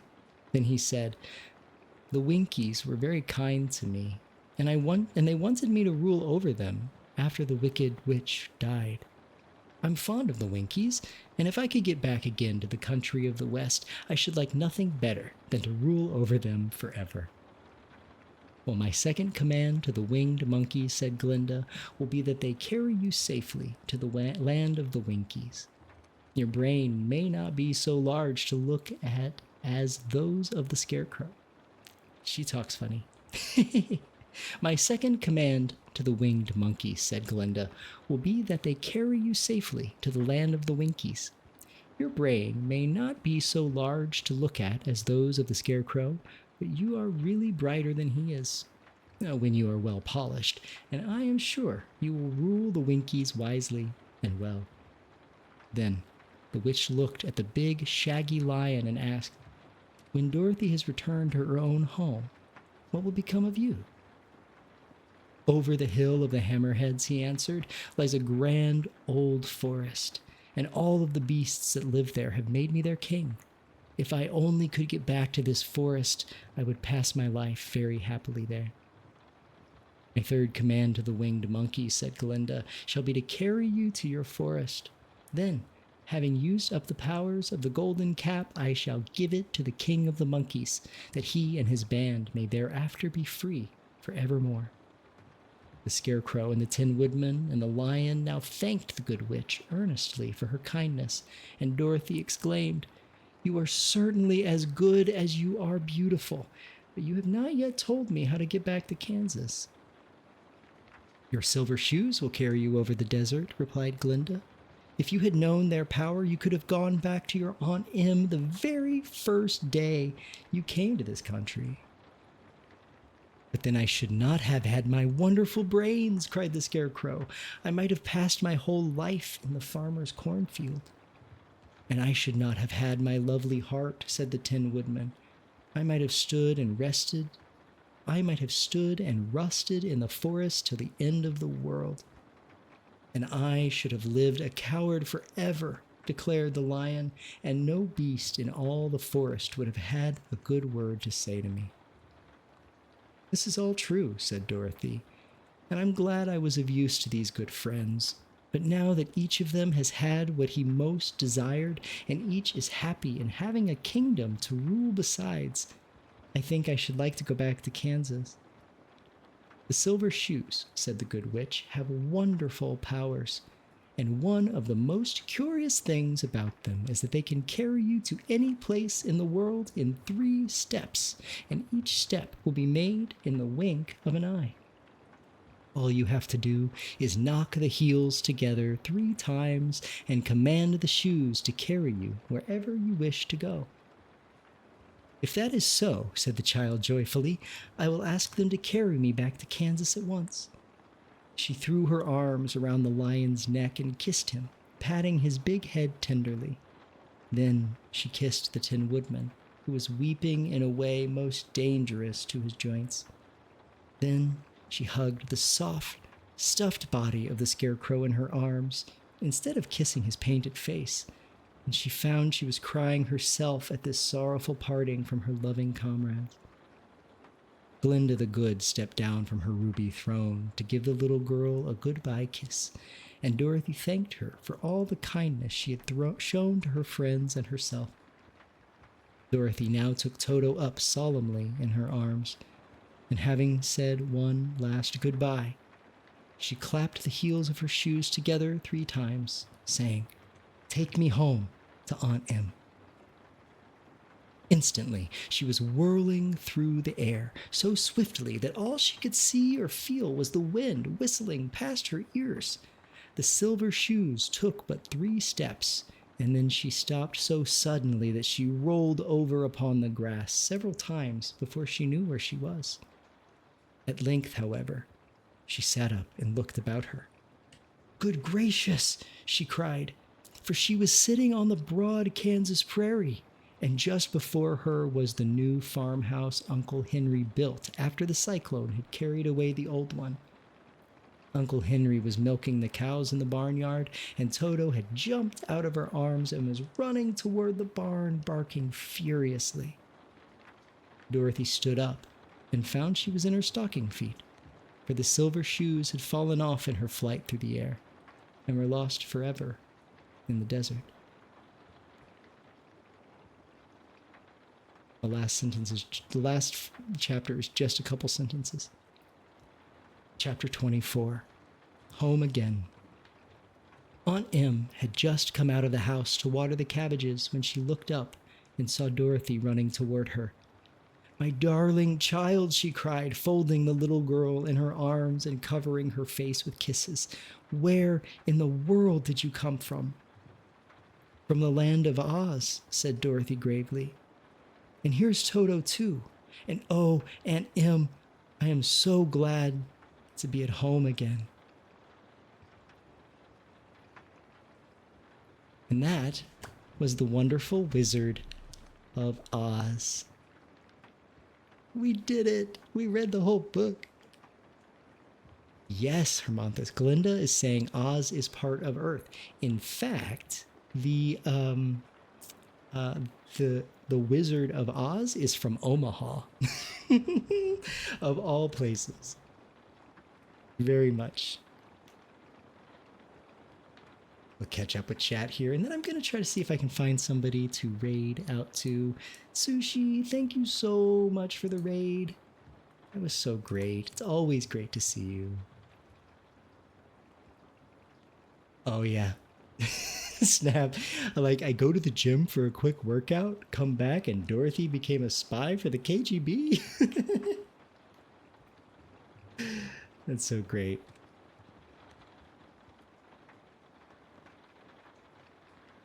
She keeps marching with her comrades. You might need to be involved in Jer's next book selection then. Yes. And thank you so much for the follow. Welcome into our little community. Oh, thank you all. I had so much fun. Now you want to know who Dorothy's parents are? Me too. I think they mentioned it at the beginning that she was an orphan, right? Something like that. Yeah. It was really great. But let me see what I can do as far as a raid is concerned. Let's see here. Who is online that we could go chill with?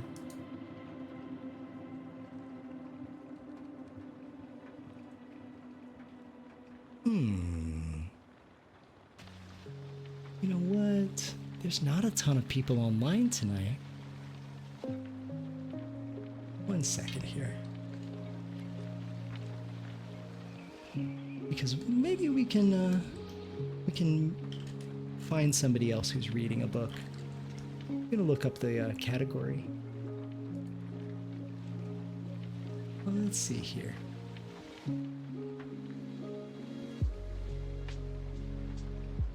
It looks like there might be a few people reading. Oh. We're gonna go raid Caretaker Saxon, who is reading The Raven by Edgar Allan Poe and other Poe works. You guys think that would be nice? And they have an amazing VTuber model. Okay, yeah, we're gonna go ahead and raid Caretaker Saxon. I have not met them, but I always love to make new friends. And they look very sweet. Let me start this raid. Yes, very 'tis the season. Very much so. And they're an Eldritch VTuber, which is even better.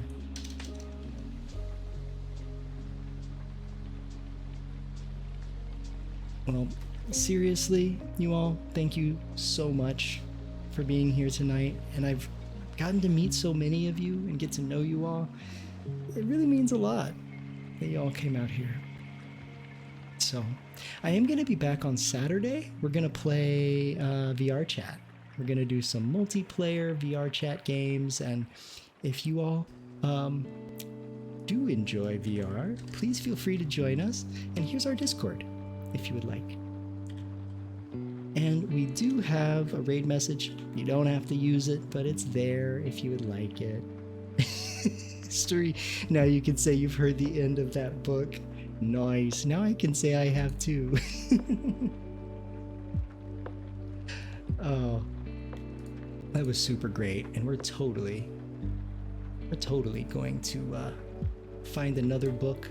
We're going to keep doing this. I'm really enjoying this. This was the first book that we've read on stream. So I'm giving you all the biggest hug. I hope that you all have a wonderful night. morning. I know, Barry, it's the early morning for you. All right, I'm going to start the raid, and I will see you all very soon. Good night.